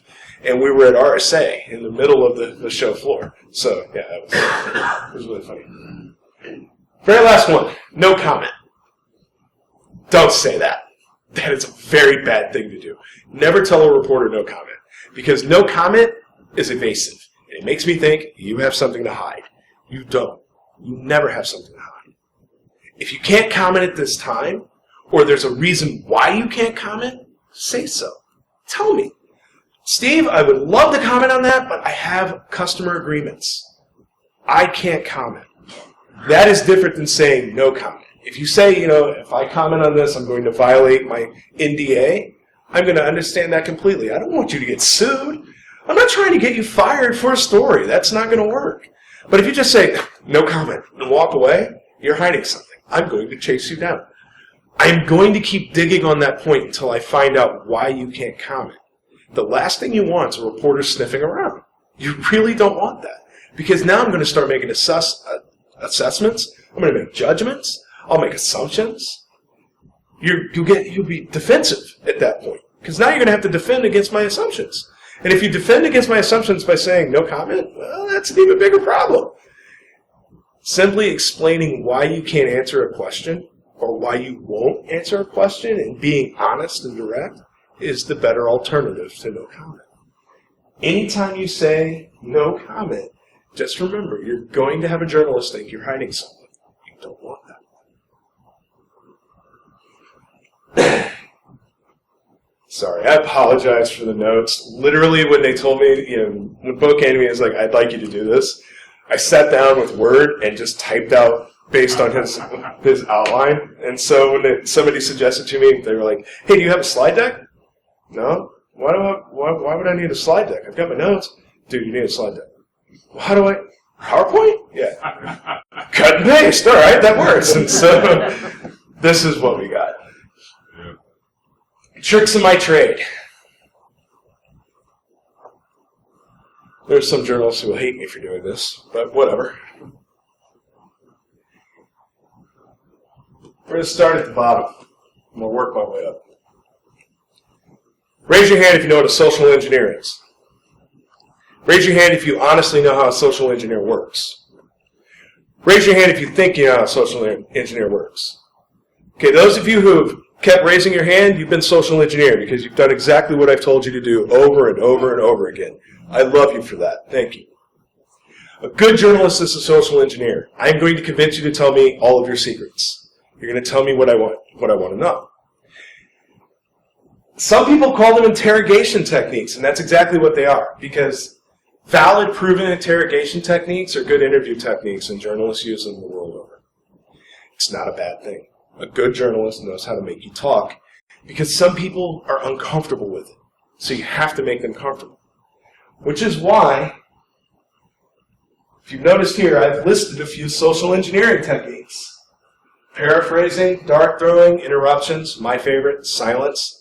Silence is the best one. I'll ask an open-ended question that's sort of leading, and then I stop talking. On the phone, silence is just maddening, and people will start talking. The more you start talking, if I encourage you, offer, some flattery or some confidence-boosting things, you'll keep talking. The more you talk, the more I'm going to get out of you. The more I get out of you, the more likely it is I'm going to have something good for a story. Does that have to be bad? No, not at all. This is not a negative thing. Some people are bad at giving interviews. It's a fact of life. These techniques help them get over that hurdle. It gets them comfortable in talking to me. The best example of this is an engineer. Engineers, researchers, and hackers do not like to interact with people. It doesn't mean they don't like to interact with journalists. They don't like people. They don't like social interactions. I know some of you in this room, and right now I am petrified to be standing up here. Why? Because I'm a hacker. I'm not good at dealing with people. I like to stay on my own, out of the way, write my stories, play with some code, troll some people on IRC, and then have a great night. So this is nerve-wracking for me, but I love it at the same time because I'm a hacker. Teaching and sharing knowledge is what I live for. Only now it's not a text file I'm sending, I'm standing in front of you talking. Using these techniques, you can get an engineer to open up. You want to get somebody passionate who's afraid to talk to the media, give an engineer confidence about his code and start asking questions about it, you won't get them to stop talking once they start. But it's great because when I need to fill in a story about why this particular platform works the way it does, or why this particular attack impacted only certain segments of the market, but it's actually viable to the entire enterprise, an engineer can tell me that quickly. They can speak my language, which is pure technical jargon. And you get them over that hurdle, which is why these techniques are great. Now, if I wanted to be a negative reporter, yeah, I can use these techniques the same way to bury you. But that's not what I did. However, if you get a reporter who's throwing darts or using machine gun questions in the interview, no matter what, even if the reporter calls you or you called the reporter, you were in charge of that interview, never be afraid to end it. Because if a reporter starts machine gunning you, that's the last thing you want. That's actually a dirty trick. Beau, I'm going to use you as an example. What would you talk about this morning? What time did you get here? Yeah. What time did you get here? 9? You sure? That's funny because I saw you at 9:15 and you weren't in the room, so why weren't you in the room? I don't know. What were you doing? I don't know. What was your class about this morning? What was the first question you gave to your class? I've got to run it. Why can't you talk to me? Where are you going? I'm going to get You're done. coffee. Why coffee? Decaf or regular? You see my point. You keep firing questions, you keep them off balance. As you keep them off balance, what was the one question I asked Beau twice? I asked him what his talk was about this morning. That's the answer I wanted. That's the question I was focused on. Everything else doesn't matter. The thing is, if I get him worried about the other questions and I keep asking him the question I want, he'll give me the answer eventually. The only way to avoid that situation or to find yourself in is to end the call. And the thing is, I did it deliberately rapid fire. I don't have to do it like that. Machine gunning your questions is really simple. It's just me avoiding what you're answering with, interrupting you, and circling around my original question and following it up. I could do that really calm, really slow, and super assertive. And there are techniques you can use in your voice. For example, as I stand here and talk softer, every one of you is straining to listen to me. But every one of you can hear every word I'm saying to you, can't you? You understand me perfectly, don't you? That's an authoritative voice that'll make people talk to you. They'll listen to you. So when I asked Beau what his first question was this morning, he'll think about that. But if I asked him what his coffee was and then ask him what his first question was, if I keep him on the phone with this type of inflection, he'll answer me. That type of trick works. It comes to you, and it will work. So if you feel uncomfortable, and your media reps or your HR people, when you do actual corporate press training, they'll tell you this. If you're uncomfortable in the interview, you're done. Don't be defensive or evasive. Use and instead of but when you're responding to me. And this, I'll keep it personal from this point so you have a point of reference. The reason why you want to use and instead of but when you talk to me, but means you're hiding something. There's something you want me to know, but you won't tell me. Why won't you tell me? There's something you meant to say, you know you shouldn't say, so you're going to keep that away. That's why I use but. And joins thoughts. It joins phrases. It joins everything. If you want to keep the conversation moving, you're going to use and. Limit sidestepping and blocking. Sometimes you'll be asked a question and you'll hear executives, C-level executives say this a lot. I think the question here really is, or we take people's concerns very seriously. We take a slightly different approach. All of that's evasive. If you're using comments like that to a reporter, you've lost them. Most journalists who write about security on a regular basis will hear stuff like this and immediately know you're not talking. It's a very bad precedent to set. Once you start using these type of comments on an interview, unless you stick to them all the way through, you're going to catch a journalist circling around you. They'll start machine gunning you. I'll get you out of that loop. But if I have to work to get you out of that loop, you've lost the entire interview, and it's gone sour on you. If an interview's gone sour on you, you'll become a hostile comment in an article. So let's say we're talking about the AT&T data breach. If you're an AT&T executive and you're starting to use those, I think you're hiding something, which means this breach is much bigger than it should have been. That's not what you want to put out in public. You don't want people thinking that. And when the readers, not a reporter, when the readers see these kind of things in context, in quotes, you're done. Public perception will burn you for that. The last two there are actually really great ways to get out of a question. But what was the first question you asked this morning? I don't know, but I'll be happy to look into that for you. I'll get back to you on that. Can I get back to you in an hour on that? You'll buy yourself time to answer the question the way you want to. I get my answer, so you're appeasing me, but you get to pick how you answer it.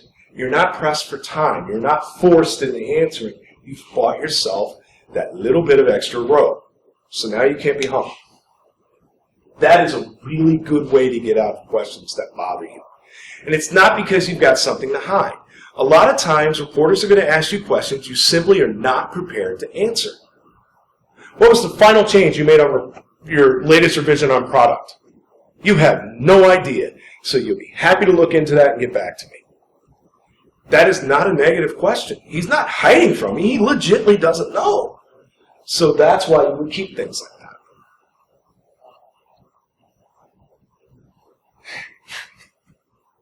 You'd be surprised how many people have no idea what to say. The interview, usually a reporter's going to say, hey, all right, well, I've got everything I need, but is there anything I've missed? Most people will say, No, I think we covered everything. No, we haven't. Anytime a reporter asks you if there's anything they've missed or if there's anything you'd like to ask or add at the end of the interview, say something, say anything. Bring it back to your original talking points. You know, your corporate media training is always going to tell you to stay on message, stay on point while you're talking to a reporter. Well, they're not wrong for that. I mean, my goal is to get you off point, but you know, they're going to keep you on point. This is a perfect way to bring your points back up, to reiterate your message and to get what you want, the focus of your story, back in front of the reporter. No matter how far you've gone off topic during the interview, when they ask this question at the end, that's your chance to bring it right back on message. And you're ending on message, which is even more important. So for a corporate side, this is a perfect opportunity to hit all those high points. For a reporter, it's my way to get something extra out of you. Sometimes I'll say, is there anything else? And I'll catch you mid-thought, and that's what you're going to tell me. And that leads to a whole new world of questions. Sometimes a completely different story, so you have to be really careful, which is why you say anything. But you always bring itself back to the original point of the interview. That's your big take-home there. Go back to the original point of the interview whenever you hear that question.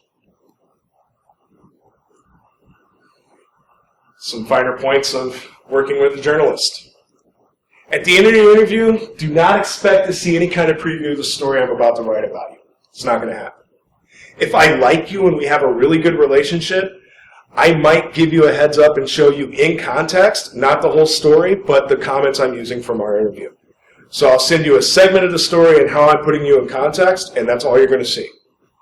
And only then will you have a chance to factually correct me. I won't let you change your words. I won't let you take back what you said. But if I made a factual error anywhere in how I'm using your stories, that'll be the time you get to correct me. I need the facts to be right.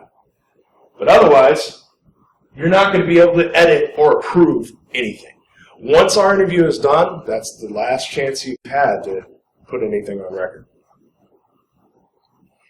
Again, factual errors and factual corrections, yes, you can make those. Facts are important. But when you need to request those kind of changes, go to the reporter directly. Don't immediately call their boss. Sometimes calling the boss directly doesn't help you. And it'll only burn your relationship with that reporter. Working with the reporter hand in hand is beneficial to both of you. Gives me a chance to request, changes like, hey, we need to get this, fixed up in the story. You get your changes, and my boss sees it as, all right, well, he's correcting an error. But if you go directly to my boss, even though in most cases it won't make me look bad, that's the perception. You don't want that. You don't want to have a negative perception put out there. You want to keep things on the up and up. Plus, it'll look like you're complaining, and you don't want to be a complainer either. So, work with the journalist first. However, if the journalist is unresponsive, then you have to go to their boss. You have to go to their editor. Facts always need to be correct. And if you can prove there's a factual error and the reporter's not helping you, you have to go to the boss. Facts are important.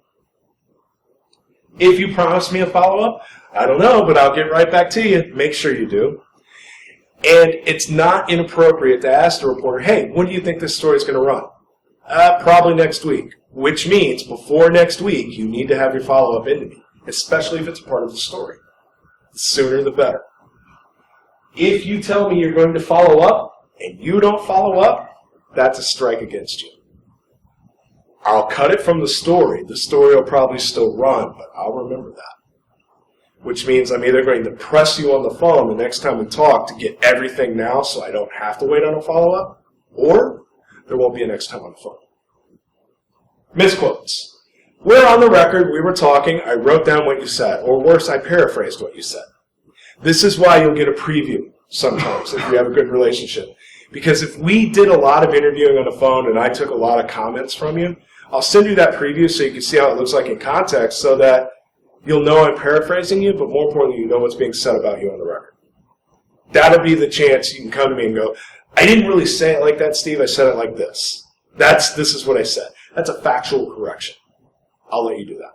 You're not taking your words back. You're saying, I didn't say misanthrope, I said Mark Anthony. There's a huge difference. I don't know how you heard misanthrope. I'm not even sure what that word means, but we'll need that changed. And I'll let that go. I'm going to change that for you. I want you represented in quotes accurately. My job is not to make you look bad. Now, I'm not supposed to make you look good, even though I try to. But the thing is, I don't want you to wander around being misrepresented in print. That's a bad idea. If you're misquoted, and you come to me and you say, you misquoted me, I need you to fix this, and I don't respond, you do have to go to my boss. Actually, if you really wanted to go to my boss first, there's not going to be a journalist that's going to fault you for that, because if they misquoted you and it was unintentional and they're not trying to fix it, then that means they probably did it intentionally. I don't want to speculate and say that happens, but if it does, you need to get it corrected quickly. Always be willing to talk to an editor if you feel you were misquoted, but be prepared to prove it. Be prepared to prove it. Anytime you want to make an editor, force an editor to change their story or force a reporter to change their story, you have to back it up with facts. You have to prove it yourself. Oh, you can't see the screaming guy. Oh. Okay, so after the story runs, sometimes you'll be sitting in front of your computer and you'll scream like that guy's doing. It's a really great high-def image, too, and it's not showing up. Oh, that's painful. But if the story goes to print and you don't like what you see, don't panic. It's okay. If you have a problem, reach out to the reporter. But don't start going hostile. Don't fight. If you fight, you've just created a new story. You don't want that.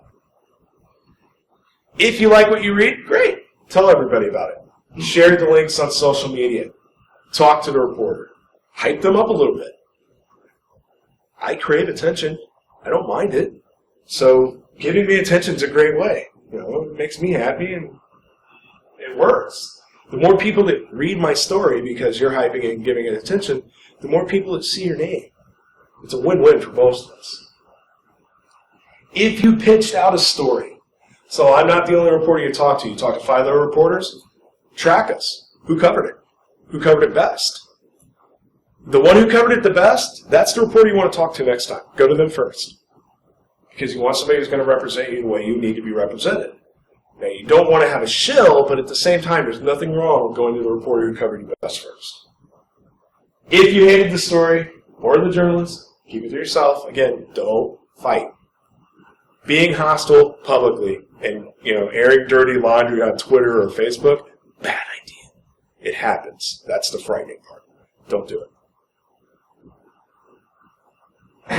Again, it's going to happen. Sometimes you're going to get a story in print and you don't like it.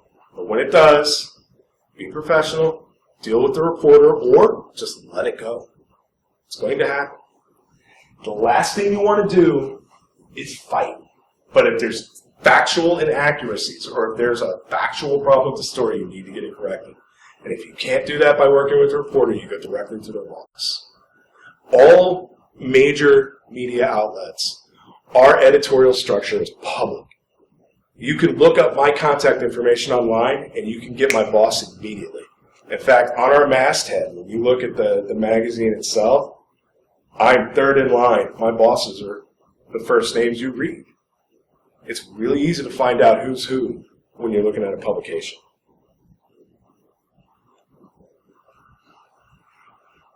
Go ahead. Ask me anything. I will answer any question you have on immediate. Go.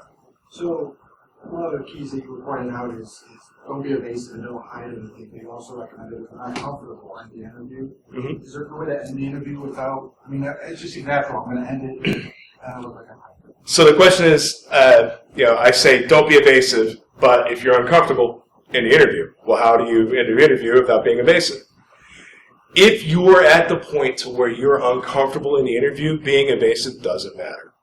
If the journalist has gone out of their way to make you uncomfortable or you're just uncomfortable, you can't be in that interview situation. It's going to waste your time, it's going to waste my time, or worse, it's going to paint the wrong perception. The last thing you want is for me to have a bad vibe between us, because the fact that I think you're being evasive, that's beside the point. You don't want that kind of relationship. So if you feel uncomfortable in your ending, don't even think about evasive at that point. This is why I always recommend it's a good idea to have some sort of corporate communications structure. You should never be left on your own dealing with a reporter. You should always have your PR rep with you, or somebody internally in communication. Or if your company's too small to have corporate communications, do a freelance PR agency. They're affordable, and you're able to get professional. Forgive me for saying it, but professional help. And that's because sometimes being on your own with a reporter is never a good thing. And it's not because, we're evil liches who try to, go for the soul. That's not what we do. But inadvertently, you can get painted into a situation you don't want to be. Next. Would you go back a couple slides? Sure. To the things you're not supposed to say. Couple more. Yeah, right there. I think the question here really is, we take a slightly different approach. I think maybe 2 years ago you and I were talking, and I'm 99 to 100% sure I said both of those. Yes, you did. So here's the thing. So you did say both of those. Yeah. Think of the context. What were you talking about at the time? Wasn't it communicating to the end users or something? Very good. Right. Keep going.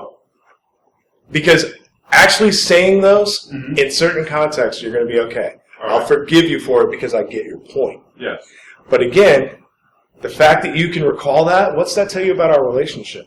Think about that. Would you say we have a good relationship, good working relationship? Definitely, absolutely, yeah. So if we have a good working relationship, wouldn't I forgive you for little slights like that? Because I know what you're trying to say? That's true. Okay, I appreciate that. There you go. So You're not wrong. What would have been a better way to say that, though? It's hard to do that without putting words in your mouth, but what I would do is rephrase their question and give it back to them. All right. And then give them the answer. Right, because I would almost see, when I've interviewed people, this came up when the question was unclear. They were struggling to understand, well, what are you really asking? Which is why you would rephrase the question and give it back to them and then Right. give them the answer. It's because you know what the reporter's trying to ask. You get it. But it's unclear to you, so you're going to rephrase and give it back to them and then give them their answer. Saying it like that, full stop, is when there's a problem. Okay. So, and maybe I should update the slide to point that out. It's when you say this full stop that you have a problem. But there's nothing, if you have a really good relationship with your reporter, you're not going to have to worry about stuff like this. You're really not. Because 9 times out of 10, our interviews, like, when he and I do interviews, literally I don't say I need an interview. I ask him a question and he gives me an answer. And he just knows that I'm either learning or I'm working on a story. Because I use is a really bad word. I need my sources to teach me. If I'm not constantly learning, I'm worthless as a journalist. So when something comes up and I need to understand it better, I trust that he's not going to give me smoke. He'll give me a valid answer. So I'm comfortable going to him saying, what does this mean? And he's going to be like, well, what I think you're saying is, and he'll give me my answer. And I don't even think about him using those terms. I think about the answer. That's why the relationship is key. Gotcha. Anybody else? Come on, give me more questions. It's an AMA with an actual reporter, and I'm not going to write a story about you. I thought you said you were a journalist. What's the difference? Reporters regurgitate press releases. Journalists actually have. I'd hug you, but I'm all the way up here. Very good. And I like how you paid attention and caught that. So, go. Yeah, you said if we want to correct a factual error, we have to be able to support that or a quote. Recording the calls, would that be a way, or how would you see it? Very good question, and I will tell you how this could both help you and burn you. So, if you're recording a call, that's a great way to say, Steve, I didn't say that. Well, yes, you did. I've got my notes. Well, I've got the call recorded. You've immediately gone defensive. Not only have you gone defensive, it's thermonuclear. But here's the thing. If I've quoted you out of context and you've got that call recorded, you can drop nuke bombs all you want. Because I'm in the wrong and now I know it. And I have to make that change. If I don't, guess what you get to do? You get to call me out on the record and put that call in public. For a journalist, done.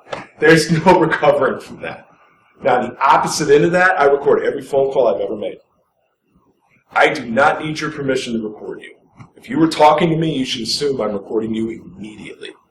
And if you call me out and you're wrong, and I have to put that call in public, I'll burn for it. It's bad on me. I should never have to defend myself on a story, and in fact, I never will. My reputation speaks for itself. But if I have to go to blows and I have to defend a story and defend what I've done, and it comes down to me putting up a recorded phone call to make my point, the story has spiraled so far out of control at this point, the original story doesn't even matter. It's taken on a life of its own. And the last thing a journalist wants to be is the news. We're never supposed to become the news. And if I have to put a recorded call up to defend myself in a story I wrote, I've become the news, in which case I might have to start looking for a new job. So recorded phone calls work great for you, bad for me. Very, very bad for me. So I guess just going back to that, how do we factually go back and say, I didn't say that? Recorded phone calls is one way to do it. Again, it's all about your relationship. I mean, keep notes, and this is also why you have a PR person on the line, and why you have somebody with you when you're doing these interviews. You do have a second source. But if you have a great relationship with your reporter, you're not going to have to worry about somebody watching your back. You're not going to have to worry about having a vetted evidence collector next to you. You're not going to have to worry about that. Most journalists, you're not going to have to worry about that either. Yeah. 9 times out of 10, if you call me and you say, Steve, I said it's A, you wrote B. Damn, I'm sorry. Here, A's up, give it 5 minutes to propagate. It's easier for me to make a change than it is for me to fight. Because remember, 150 emails a day, narrow that down, I'm reading, I'm researching, and you're calling me to fix a story? Yeah, what am I going to do? Am I going to fight with him while trying to figure out what I'm writing today, or am I just going to change it? It's easier to change it. But this is why you work with your reporter and not go to their boss first. The more changes I make, that stuff's logged and recorded. My boss is going to come to me going, why do you keep making changes? And then I have to get into that whole conversation. But if you've got your proof and your contacts and you've been calling me, you're clean. I don't have to worry about you. It'll be me that's on the line. So having your rep with you is one way to prove that you need a factual correction, or having a solid relationship. You know, if Wolf calls me and says, Steve, that's not what I told you, it's this, I'm wrong. He doesn't have to prove anything to me. I'm wrong. Because we've got a relationship to where he's never steered me in the wrong direction. I don't believe he ever will. So if he calls me and said, dude, you quoted me wrong, I'm fixing it. It's done. It's much easier to do that because he's proven, as a source, he's proven himself. And as a journalist, I have to always prove myself. That's the way it should be. That's why our relationship works. Next. Wolf, explain your story, your situation, and the reason why you wanted this class. Wait, are we recording? No. Is this on the Yes. record? Oh, are we? Oh, hi. Thanks for watching. I didn't know this was on. My name's Tony, and You need to step about 1 step to your right to actually be in frame. There you go. really? Yeah. But the camera's pointed that way. Yes, but it's only catching the left half of it, so in split screen setup. Yeah, there you go. Now you're out of frame. We're out of frame. So how would you like to cut this? Do we want to? I will let you bring it up any way you want because we can go backwards on the situation or we could start it. It's really up to you. Can we flip back to your best practices slide a little bit?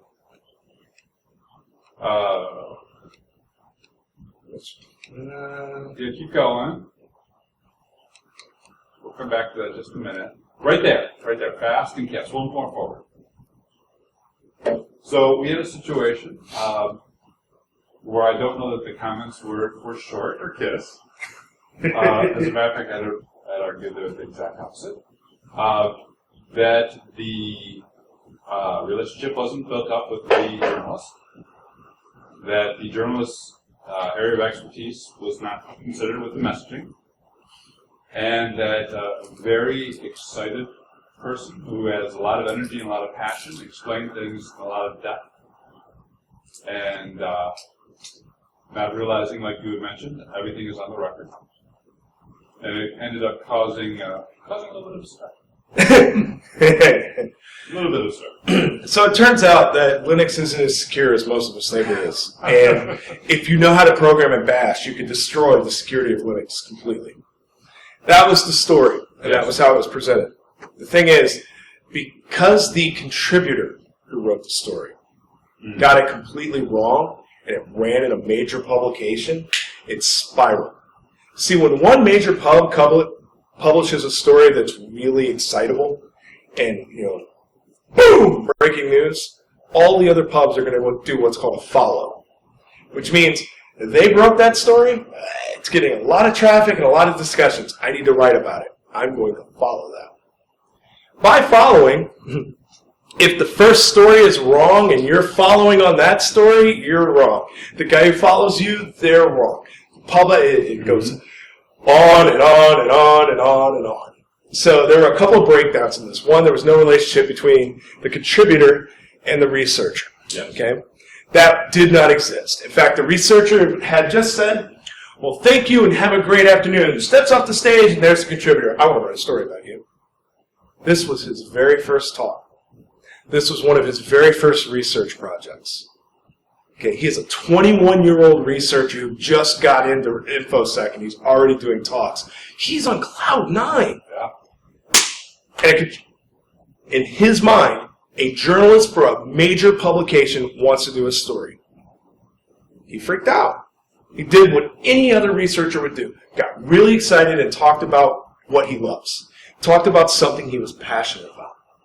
You ever heard the term excited utterances? So imagine a researcher who, for the very first time, is being interviewed by a major publication about something he knows thoroughly, something he's actually really, really versed in. And he's excited. So he just starts talking about everything, right off the gut.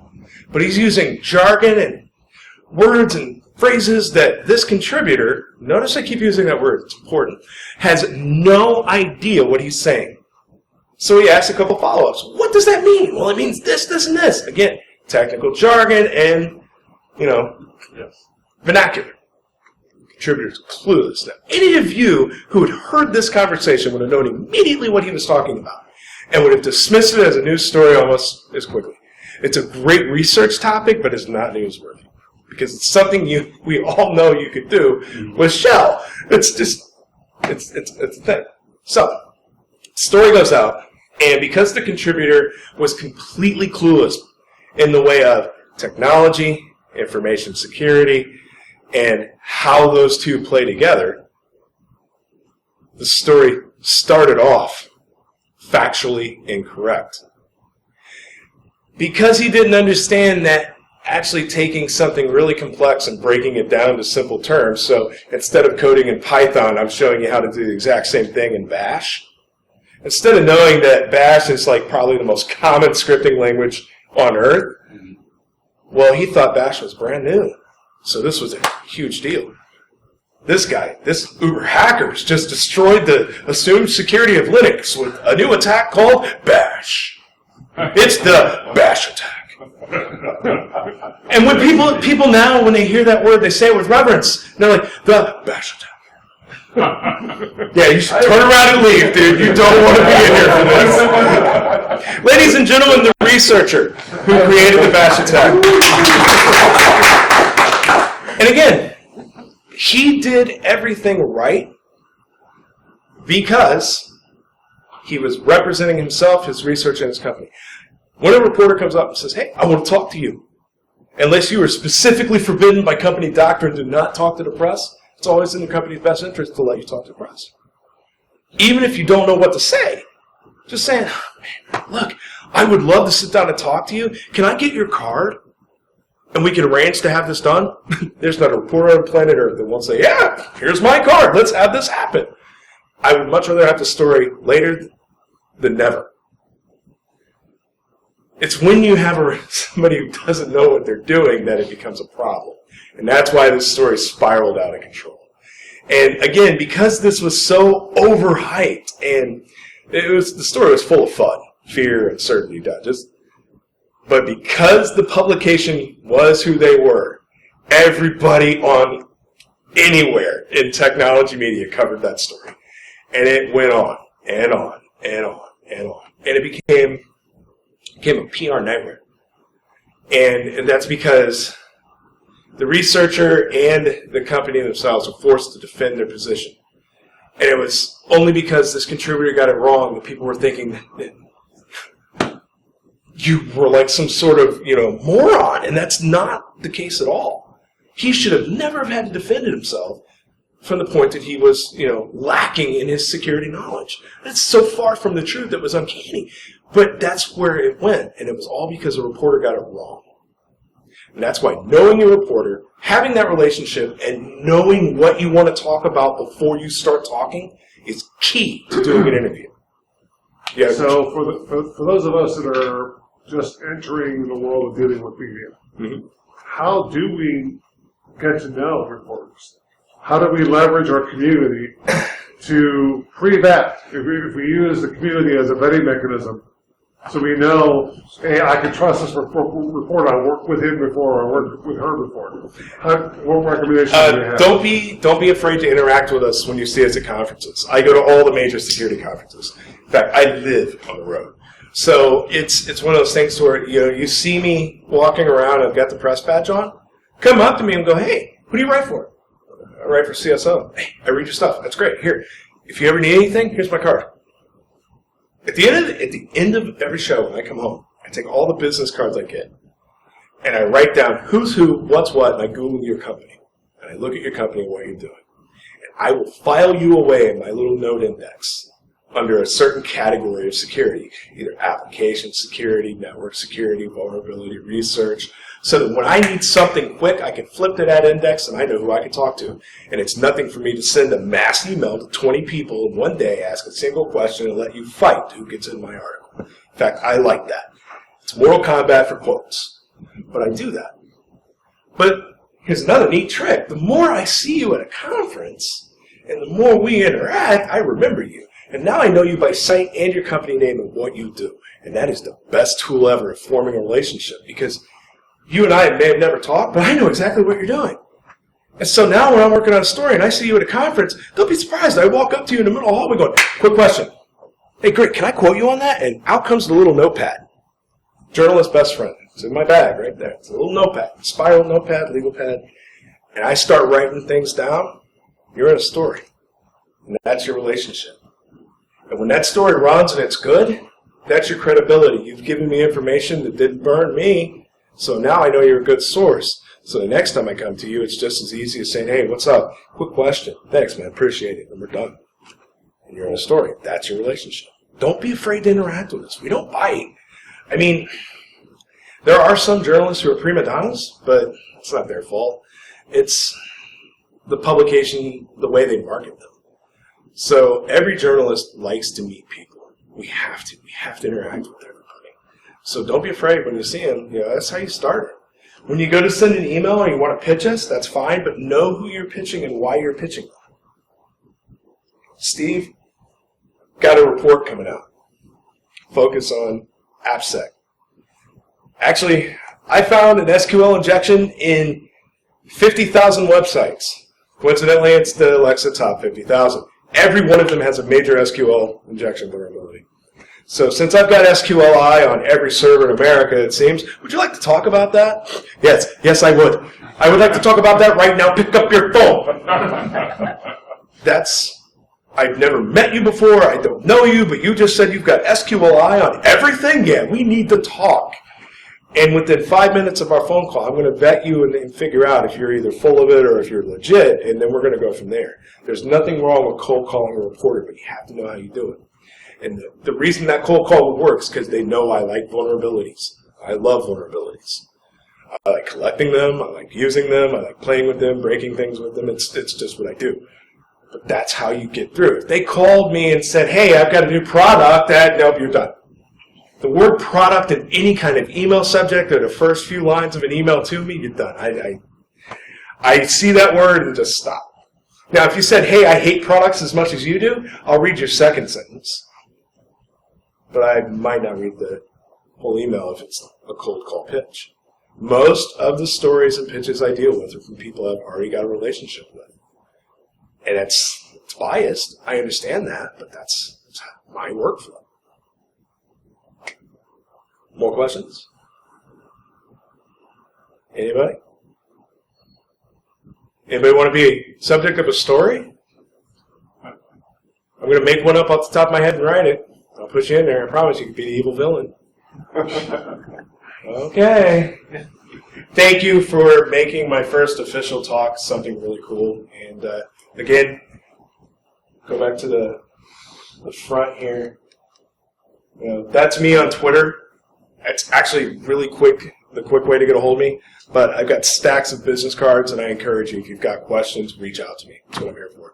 I write about and teach everybody what I do to those, but answering your questions on stuff like this is second nature. So, thanks. Appreciate it.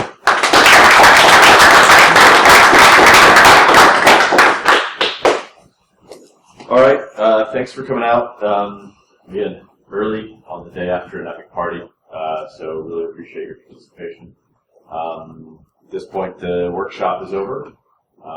I'll back in and see the rest of the talks, and then I believe the closing is at 12. Yeah, 12:30. So, pick a card. Any card. Take the one in the middle. You want the one in the middle?